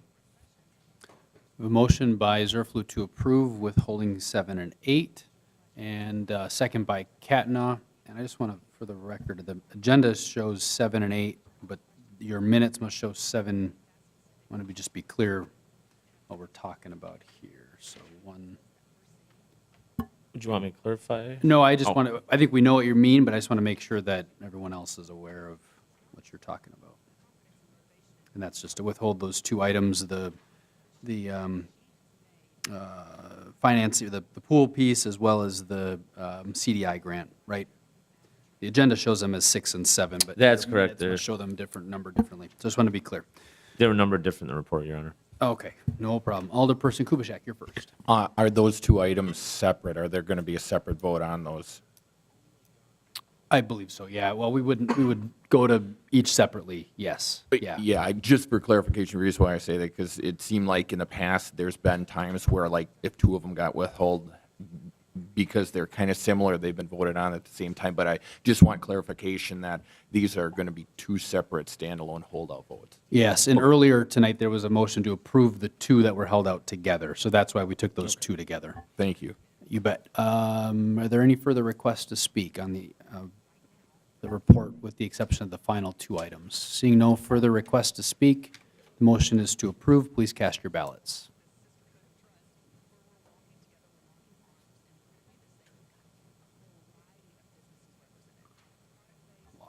Motion carried, 8 ayes, 0 nays. Are there any requests to speak? Spot in my agenda here. That leaves us with the balance of those 2 items. Are there any requests to speak? I guess to start discussion, I'll make a motion to approve item number 7 in the report, or item 6 on the agenda. All right, I think we know what you mean. Thank you. We have a motion, and Jennifer will be just caught up here in a second. All right, and we got a motion by Zerflu and a second by Kubaschak. Move into discussion on item number 6/7. So there, see no request to speak, please cast your ballots. Oh, Alderperson Graff, sorry. I was not present at this meeting. Does anybody have any background information that I can get on this? It's in the packet. Yep. as well as it was discussed. Which background, I guess, is there a specific question that Adam or I or someone else can ask or answer, sorry?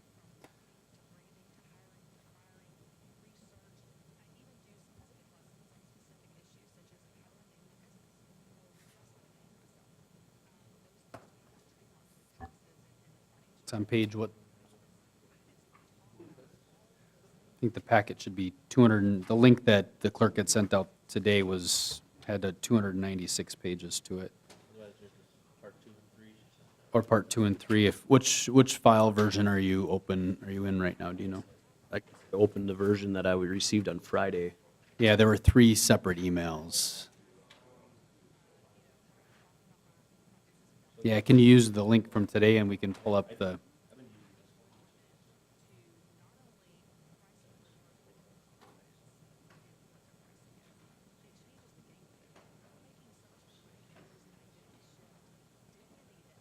Yeah, right.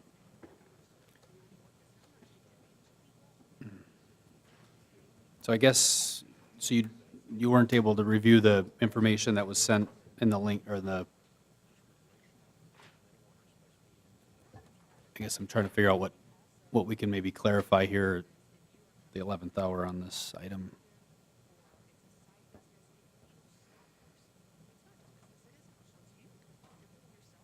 I guess while that's being reviewed, are there any further requests to speak?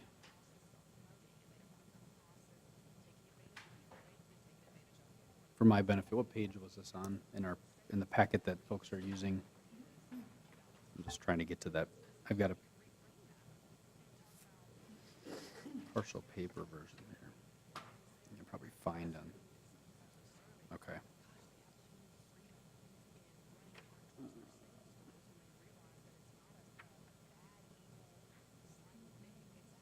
Oh, I'm sorry. Alderperson Kubaschak, you're next.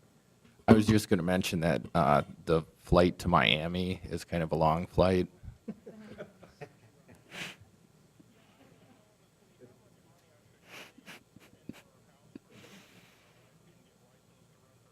So the long and short of this is the state grant that was provided to the city, through the city to the Tribune Building project, and because of a number of circumstances, the state has asked us to, well, whether or not we want to return the funds to the state or if we want to work to keep the funds in the community, and agreed to discuss in support of this, in support of WDC's request to reallocate the funds to the property that would be exterior to the Tribune Building for the benefit of a community market, as well as possibly realigning Third Avenue to accommodate a larger market and parking and whatever else would be determined for that space.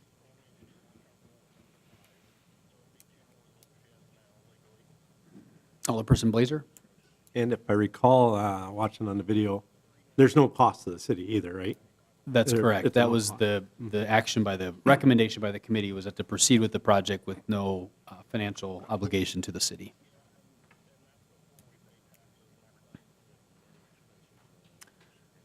See no further requests to speak. We have a motion to approve. You certainly can abstain, Alderperson Graff, if you don't feel you're ready to take action. Please cast your ballots.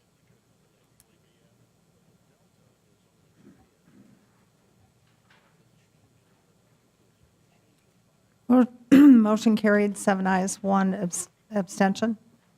Move on to item number 7/8 in your packets, which reads, consider financing options, bid letting, and schedule updates for the pool project at Whitterfield. Alderperson Koth, you're first. Make a motion to approve the financing, bid letting, and schedule updates for the pool project at Whitterfield. Is there a second by Catna? We'll move into discussion. Are there requests to speak? Your Honor. Alderperson Koth, you're first. I'd like to recognize a young lady in the audience wanted to speak on the pool.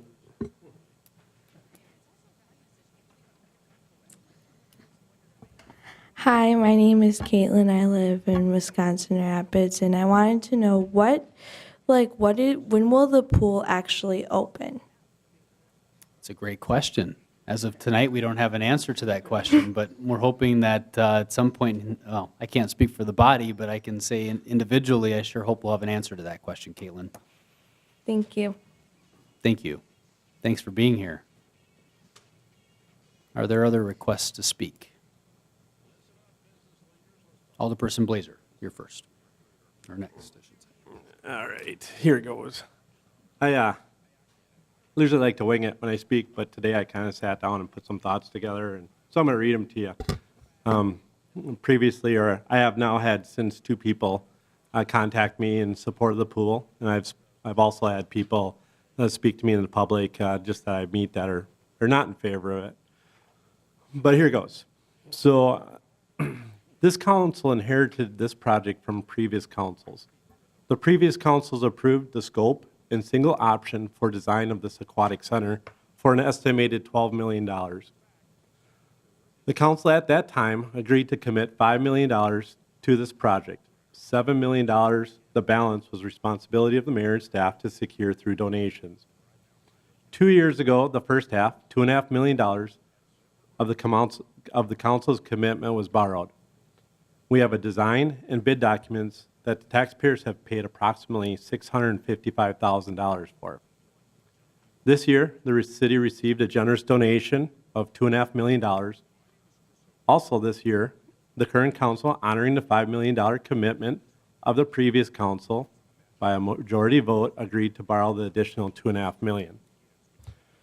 Tonight, we sit here before us with the question of whether or not to approve letting this project for bid, with still approximately a $4.5 million shortfall. If I'm wrong on any of my numbers, please let me know. If this item is approved, the bids come in with a budget, in my opinion, or within budget. In my opinion, we are now committed to this project. If this item is voted down tonight, we will most likely lose a $2.5 million grant, potentially have wasted $655,000 of taxpayer money. We all agree a pool is necessary, which once again, we will have to go back, do a redesign at additional cost, delay another year to begin construction, and we will incur additional costs due to construction cost increases. Ultimately, I think we'll probably get a smaller pool for a similar cost. If we vote yes, we will, worst case scenario, next year have to pass an additional potential $4.5 million of debt onto the next council to deal with and for the citizens to pay for. Tonight we sit here burdened with a decision that some of us inherited but didn't have a say in. This decision will directly impact on future budgets for debt, operation, and maintenance. I will reluctantly be voting yes to let this project go to bid. I don't appreciate being in this position because it's a no-win decision. We still have $4.5 million shortfall, which will once again rest solely on the mayor and staff to try to close that. The amount that we have to borrow next year will be based entirely on their ability to secure donations. Should this pass tonight, I do expect and hope that the council will receive monthly updates on meetings and their outcomes. Thank you. Thank you. Are there further requests to speak? Alderperson Kubaschak, you're next.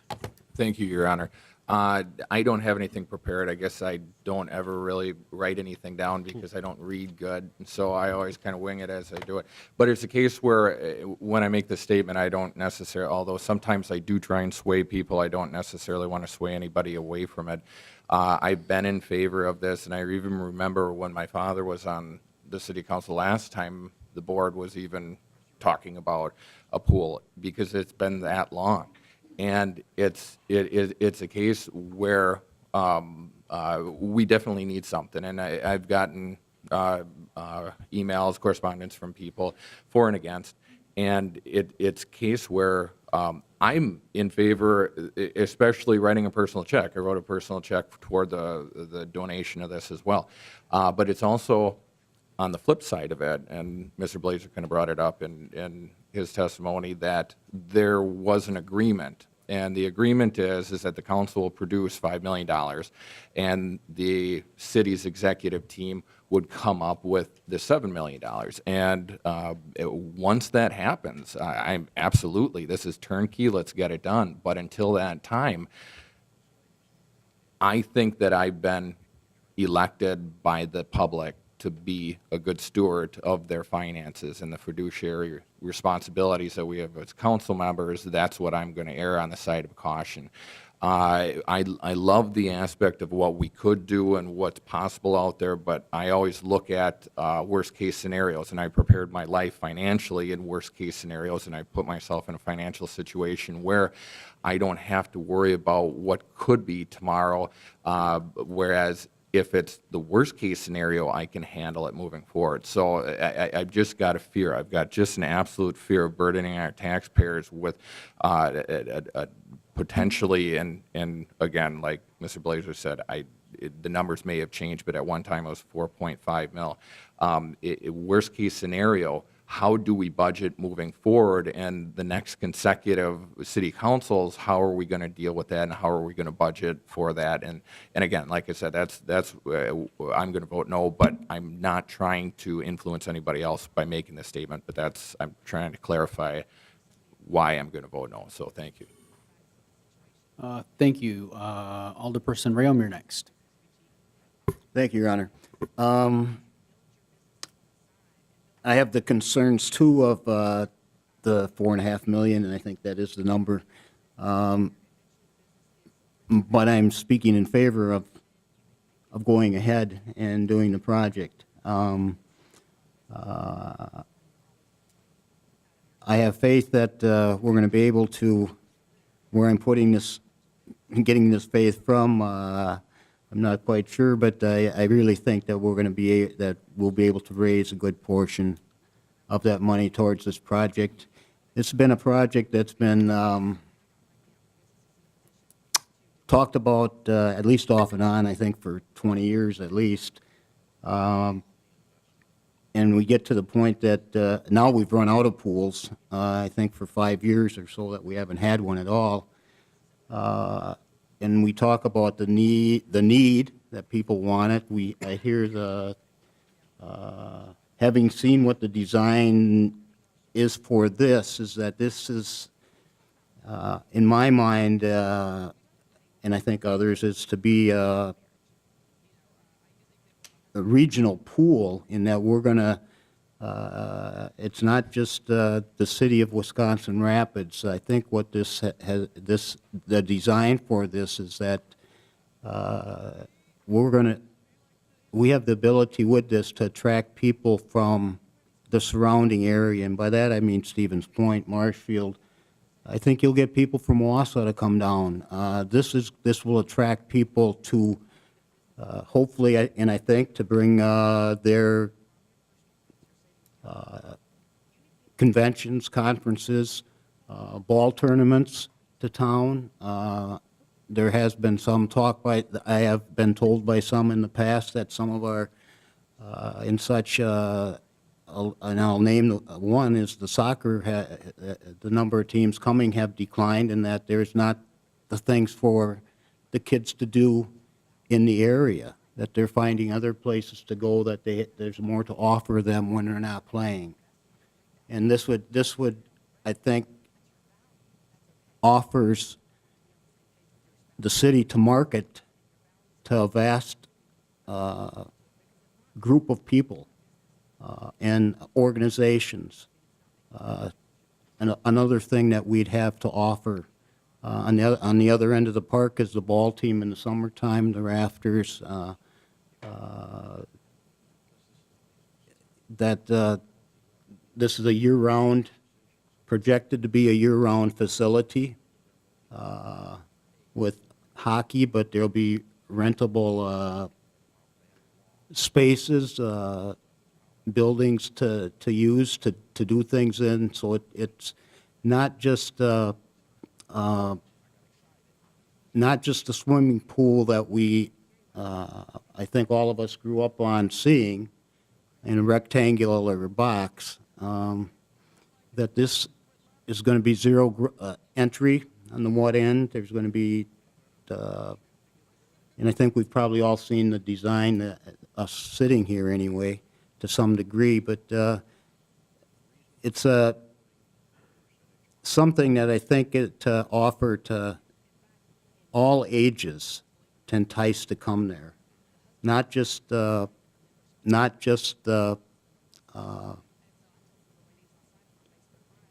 and dad to bring the kids there or to drop them off, or that they bike down there to do that, but it's a place where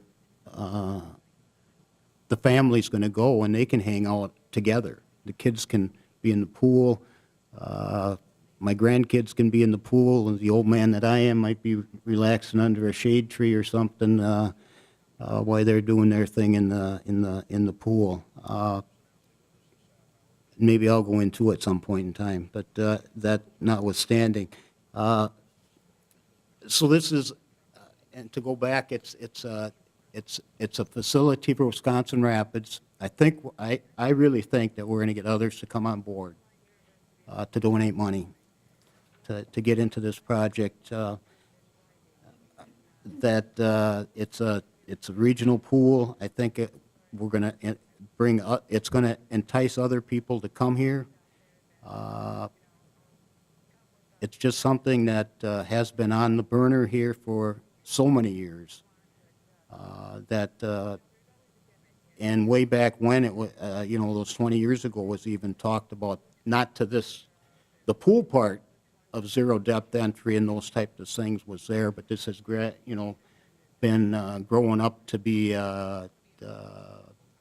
a year-round facility, like I said, with rentable buildings, if people want to, organizations want to do that, that it's just, I think would be something that would really add to this community. Thank you, Your Honor. Thank you. Alderperson Koth, you're next. Thank you, Your Honor. I'm going to vote in favor of the pool, and I'd like to point something out. It's a big price tag, and I think we're all aware of that. And we may have heard some things from citizens, and we may have not have heard things of citizens, but I really want to point something out here. Not more than an hour ago, this council chamber was packed with people on development of an apartment complex that costs the city no money. Here, we're talking about spending $4.5 million. And look in the council chamber. 4 people, and I know every single one of them. So how concerned are the residents about spending $4.5 million on a pool? You'd think if there was some heartburn or some concern about it, they'd be here. And I think, as Tom alluded to in his comments, if we have to take this on ourselves, we take it on ourselves, but that doesn't mean along the way that someone might come and help the city out, another foundation or a business would be willing to step up to put something towards this pool in recognition, possibly even naming rights, depending on the size of the donation. But I have 3 kids, 2 of which have full vocabulary skills, and I have to, when they ask what to do in the summer, I can only tell them, well, we got the splash pad here in town. Otherwise, we're going to have to go to the Dells, or we're going to have to go to Wausau, or we're going to have to go to somewhere else. And when we go to other communities, I take my money with me. Turns into an overnight stay, turns into buying meals, turns into going to other businesses. I think Tom's absolutely right that we build this. It's a regional facility. It will bring money into this community. It's an investment, and with every investment, there's risk. And I think sometimes the risk doesn't look appealing to take, but sometimes you have to take it. Otherwise, we're not going to have a pool for another 5 years or something. But again, like I pointed out, chamber's packed when we're going to do something like simple, like somebody wants to build an apartment complex, and we're going to spend millions of dollars and nobody's here other than 4 people. And this isn't the first time.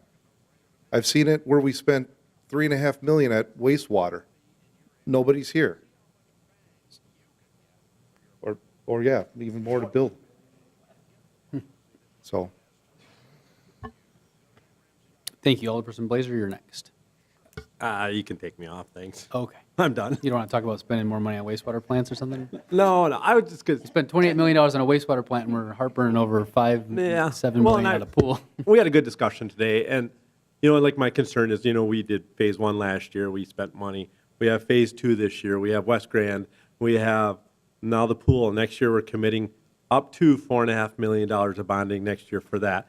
And obviously, a capital improvement plan would be a great thing to see, to kind of see what's in the hopper next year, because right now, I could say it as I'm not going to be overly ready to jump on any boat to spend and approve more millions on top of what, hopefully you guys come through and you're able to close that gap and close to $4.5 million, whatever we can get to close that gap, which will ease the pain of more borrowing next year. But, that's the problem is we're compounding it on other borrowing from years past and years to come.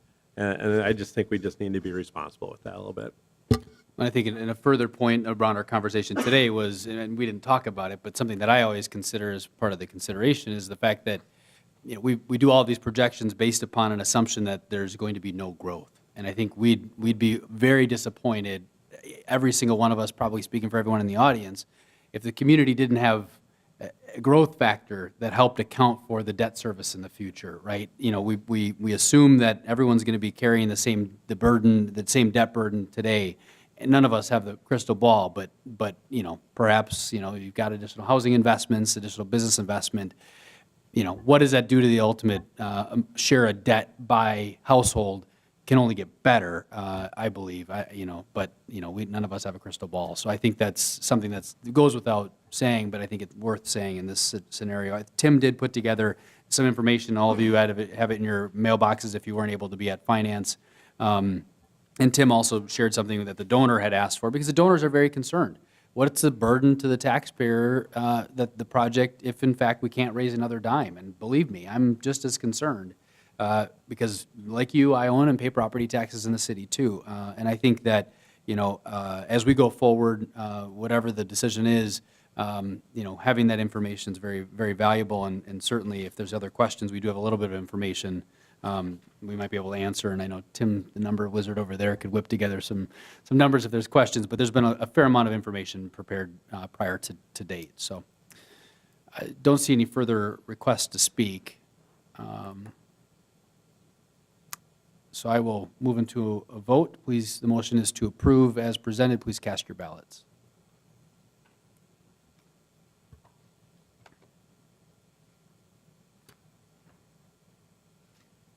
Motion carries 6 ayes, 2 nays.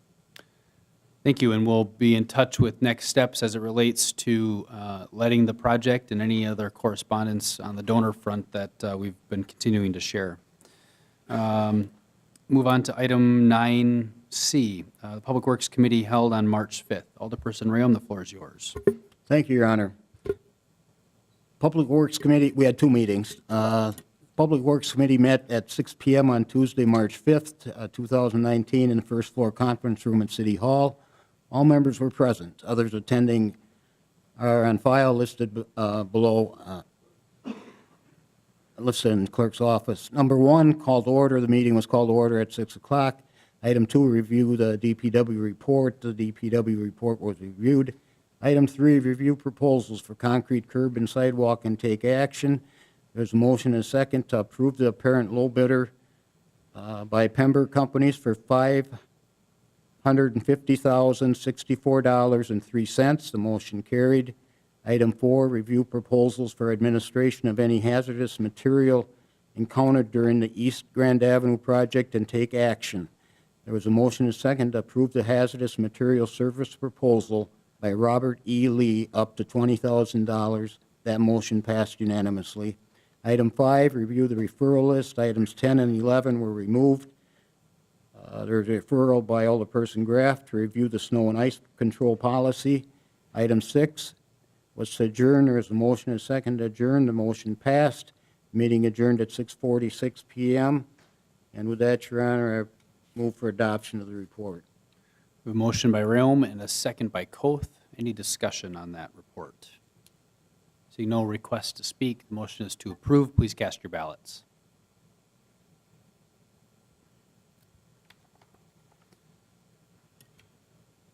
Got some.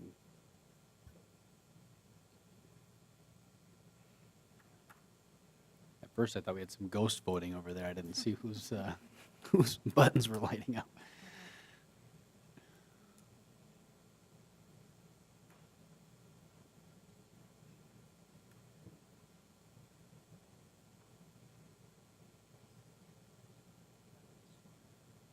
Shane, do you want to vote on this one? Okay. If not, we'll just roll with it. We're accepting a donation of $1 million. Motion carried, Check with 8 your roll ayes, call. 0 nays. Thank you. That item 9D, Public Works Committee meeting held on March 12th. Thank you, Your Honor. Public Works Committee met at 5 p.m. on Tuesday, March 12, 2019, in first floor conference room at City Hall. Tom Rome, Thaddeus Kubiszak, and Joe Terry were present. Item 1 was called a meeting to order. The meeting was called to order at 5 p.m. Item 2, review the West Side Lift Station change order request and to take action. There's a motion and a second to approve the change order and deducts recommended by staff as presented, with future building decisions to be determined by the City Council. Motion passed 2-0. Item 3 was to adjourn. There's a motion and a second to adjourn. The motion passed 2-0. The meeting adjourned at 5:28 p.m. And with that, Your Honor, I move for adoption of the report. A motion to approve by Rayom and a second by Koth. We'll move into request to speak. Are there any requests to speak? Seeing none, we'll move into a vote. The motion is to approve. Please cast your ballots.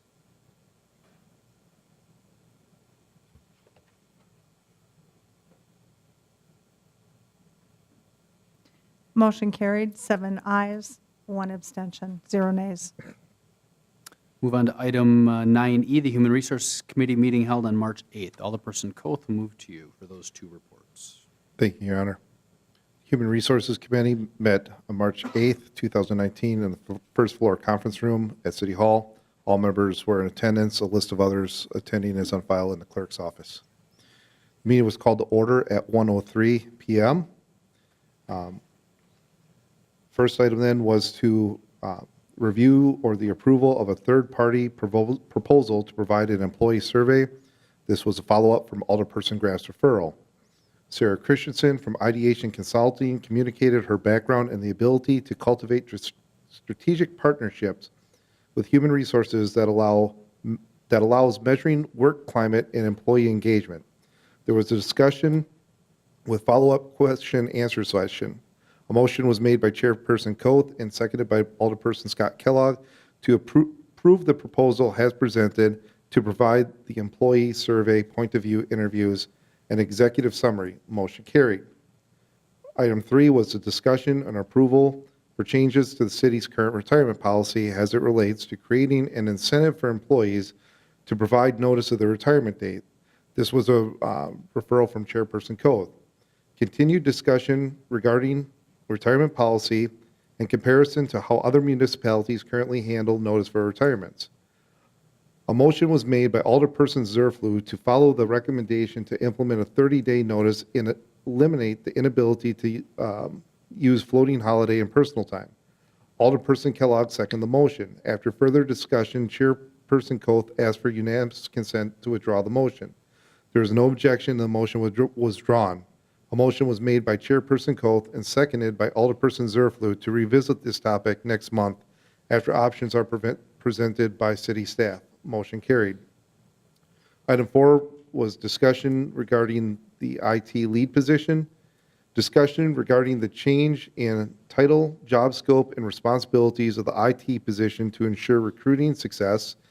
Human Resources is waiting on feedback from a third-party consultant, Archer, who provides benchmarking information. A motion was made by Chairperson Koth, seconded by Alderperson Zerflu to approve the creation of the IT manager position, job description, and salary as presented with the salary contingent on benchmark and feedback from Archer, and to amend and to amend the proposed education requirement language to consider relevant work experience and formal training in lieu of degree. Motion carried. Item 5 was the standing item for current city job openings. The city currently had the following positions open: IT Director, GIS Coordinator, IT Intern, Multimedia Coordinator, Senior City Inspector, Entry-Level Firefighter, Entry-Level Patrol Officer. Interviews are currently taking place on the GIS Coordinator and IT Intern and Multimedia Coordinator. All the city's positions can be found on the city website, wirapids.org. Item 6 was discussion and approval for changes to the city's current merit pay provision section of the pay provisions policy. This was a follow-up from the February Common Council meeting. Discussion around the language change from February Common Council meeting. Motion made by Chairperson Coates, seconded by Alderperson Kellogg, to accept the pay provision policy in Section 11, Paragraph 8 has presented. The motion carried. Item 7 was to set the next meeting date, which the next regular meeting of the HR Committee will be Friday, April 5th at 1 p.m. in the first floor conference room.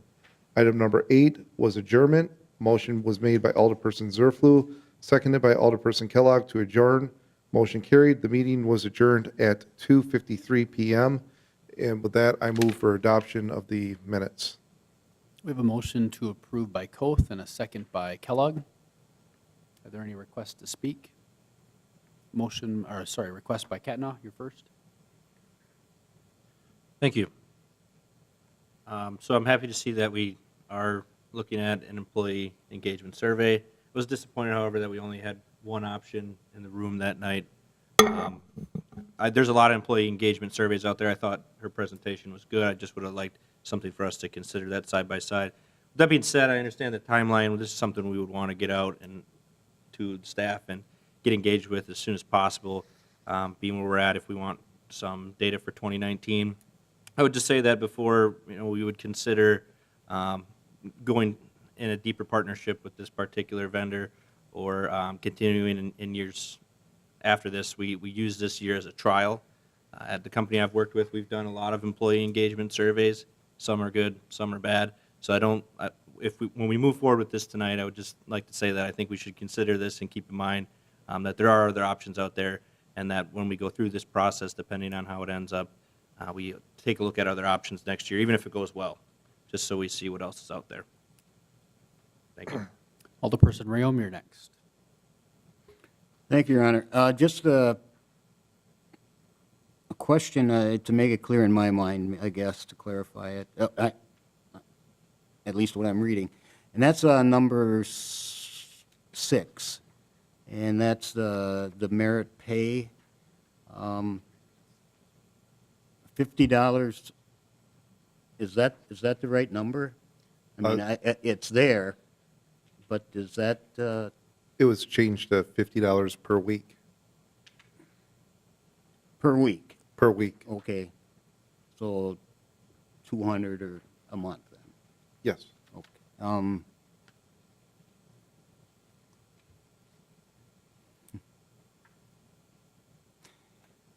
I'm not going to necessarily argue against it being too low maybe, but because I don't know how you really put a dollar figure on some of this stuff, but somebody could be put on or fill in on a job, whatever, a vacancy for, a period of time that a lot of extra work went into, and the $50 a week just doesn't seem like it's a fit-all situation. And that's why I just, if there's something that was taken care of maybe to fill, to fill in or to take care of for 2 weeks or something like that, maybe then it would be. But even in that case, it just to me seems like a low number. But again, how do you put a dollar figure on what's being done? But I don't know if $50 is justified for any of the thing that may be done. So just the comment I had when I read it, that I couldn't put a dollar on it myself to put into something like this, but unless I'm reading something wrong out of it, so, thank you. Thank you. I think there might have been a question of whether or not there was some additional language in the policy around a pre-arrangement. So if the council were to have agreed in advance, we knew there was going to be a vacancy and a process, at a time of an appointment. Sorry, it must not be it's not in the written materials, so if that has to come back, then we may have to bring that one back.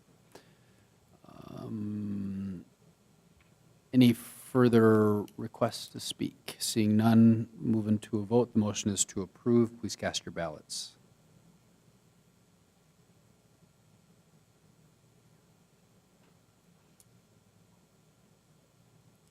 Motion carried, 8 ayes, 0 nays.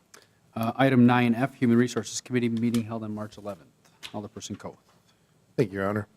The Human Resources Committee met at 2 p.m. Monday, March 11th in the first floor conference room at, that should be third floor conference room at City Hall. All members were in attendance. A list of others attending is on file with the city clerk. The meeting was called to order at 2 p.m. Item 2, the committee discussed a grievance filed by the Wisconsin Rapids Professional Police Association. WRPPA Representative Rich Birdhouse explained the grievance. The grievance involves health insurance premium contributions. In open session, the committee will vote to go into closed session under Section 19.85, Para 1, Para E of the Wisconsin statutes, which reads, deliberating or negotiating the purchasing of public properties, the investing of public funds, or conducting other specified public business whenever competitive or bargaining reasons require a closed session. A motion was made to go into closed session by Chairperson Coth, seconded by Alderperson Kellogg. A roll call vote was taken. All members voted in the affirmative, and the motion carried. In closed session, the committee discussed the grievance filed by the WRPPA. A motion to return to open session was made by Chairperson Coth, seconded by Alderperson Zerflu. A roll call vote was taken. All members voted in the affirmative. Motion carried. The committee returned to open session. Alderperson Kellogg made a motion to deny the WRPPA grievance, and Chairperson Coth seconded the motion. The motion carried with Alderperson Zerflu voting in the negative. Item 6 was adjournment. The meeting adjourned at 2:43 p.m. And with that, I would move for adoption of the minutes. A motion to approve by Coth and a second by Kellogg. Are there any requests to speak? See no request to speak, please cast your ballots. The motion is to approve.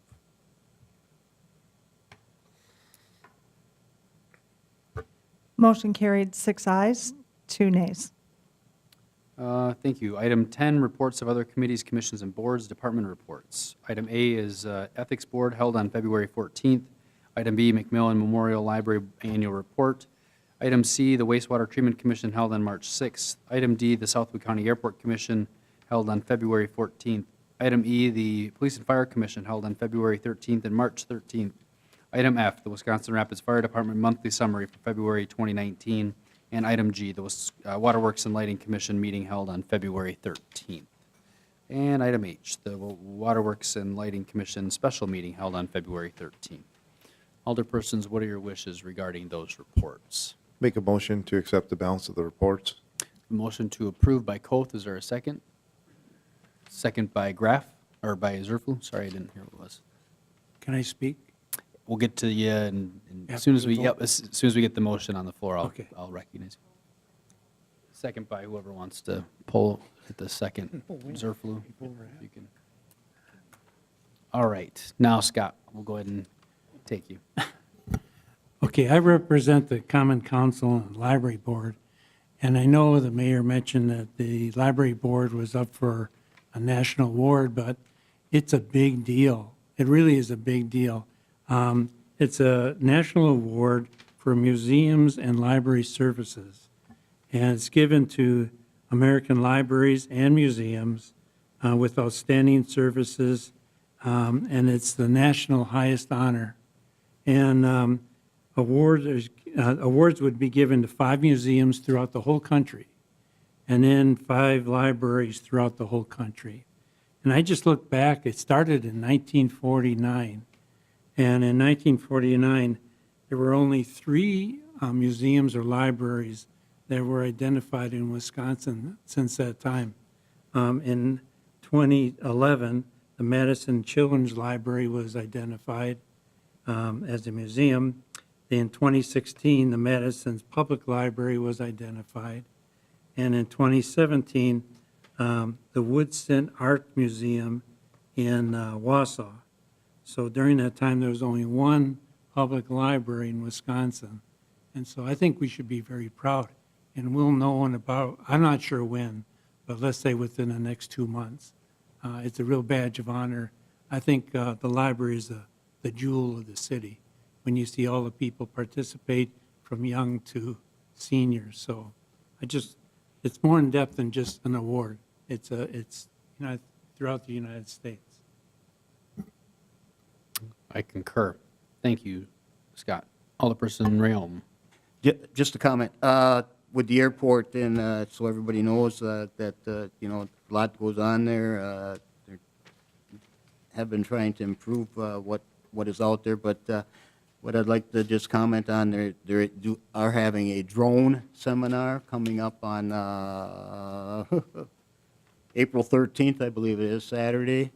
So if people would be interested in attending that, there should be some more info coming out on that, but I wanted to bring it up because that'll take place before our next council meeting. So, and also in May, they are having a young Eagles rally on May 4th on a Saturday too. So I just wanted to make sure that we're all aware of it as it's in our minutes, but that the public is aware of this too. So, thank you.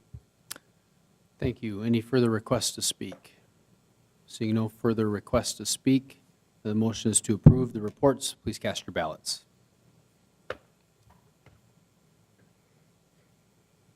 Motion carried, 8 ayes, 0 nays. Item 11, referral of communications to committees.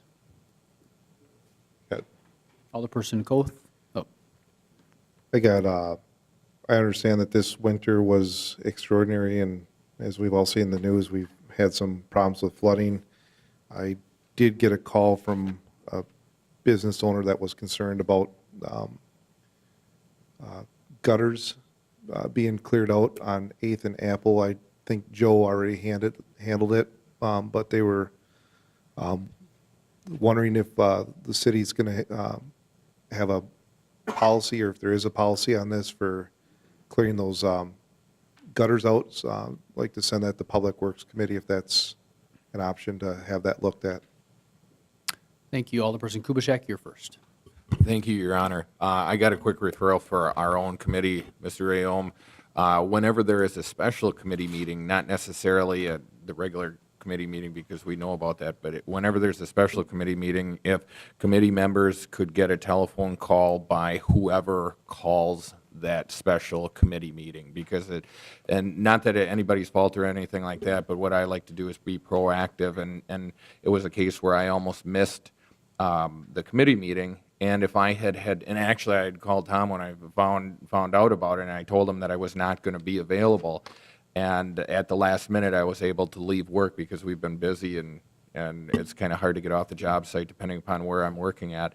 But if I didn't show up, Tom and Joe Terry would have been the only 2 there, and that would have only left 1 committee member. So whoever calls it, so if it's a committee chairperson that calls the special meeting, if it's a committee member that calls it, or if it's any other staff or even the mayor for that matter, I would like to have it for our committee rules that the other 2 committee members or all 3 committee members are called in advance, and just a message left on the home phone.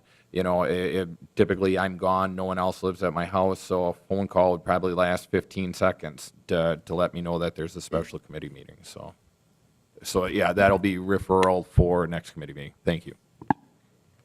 Alderperson Graff, you're next.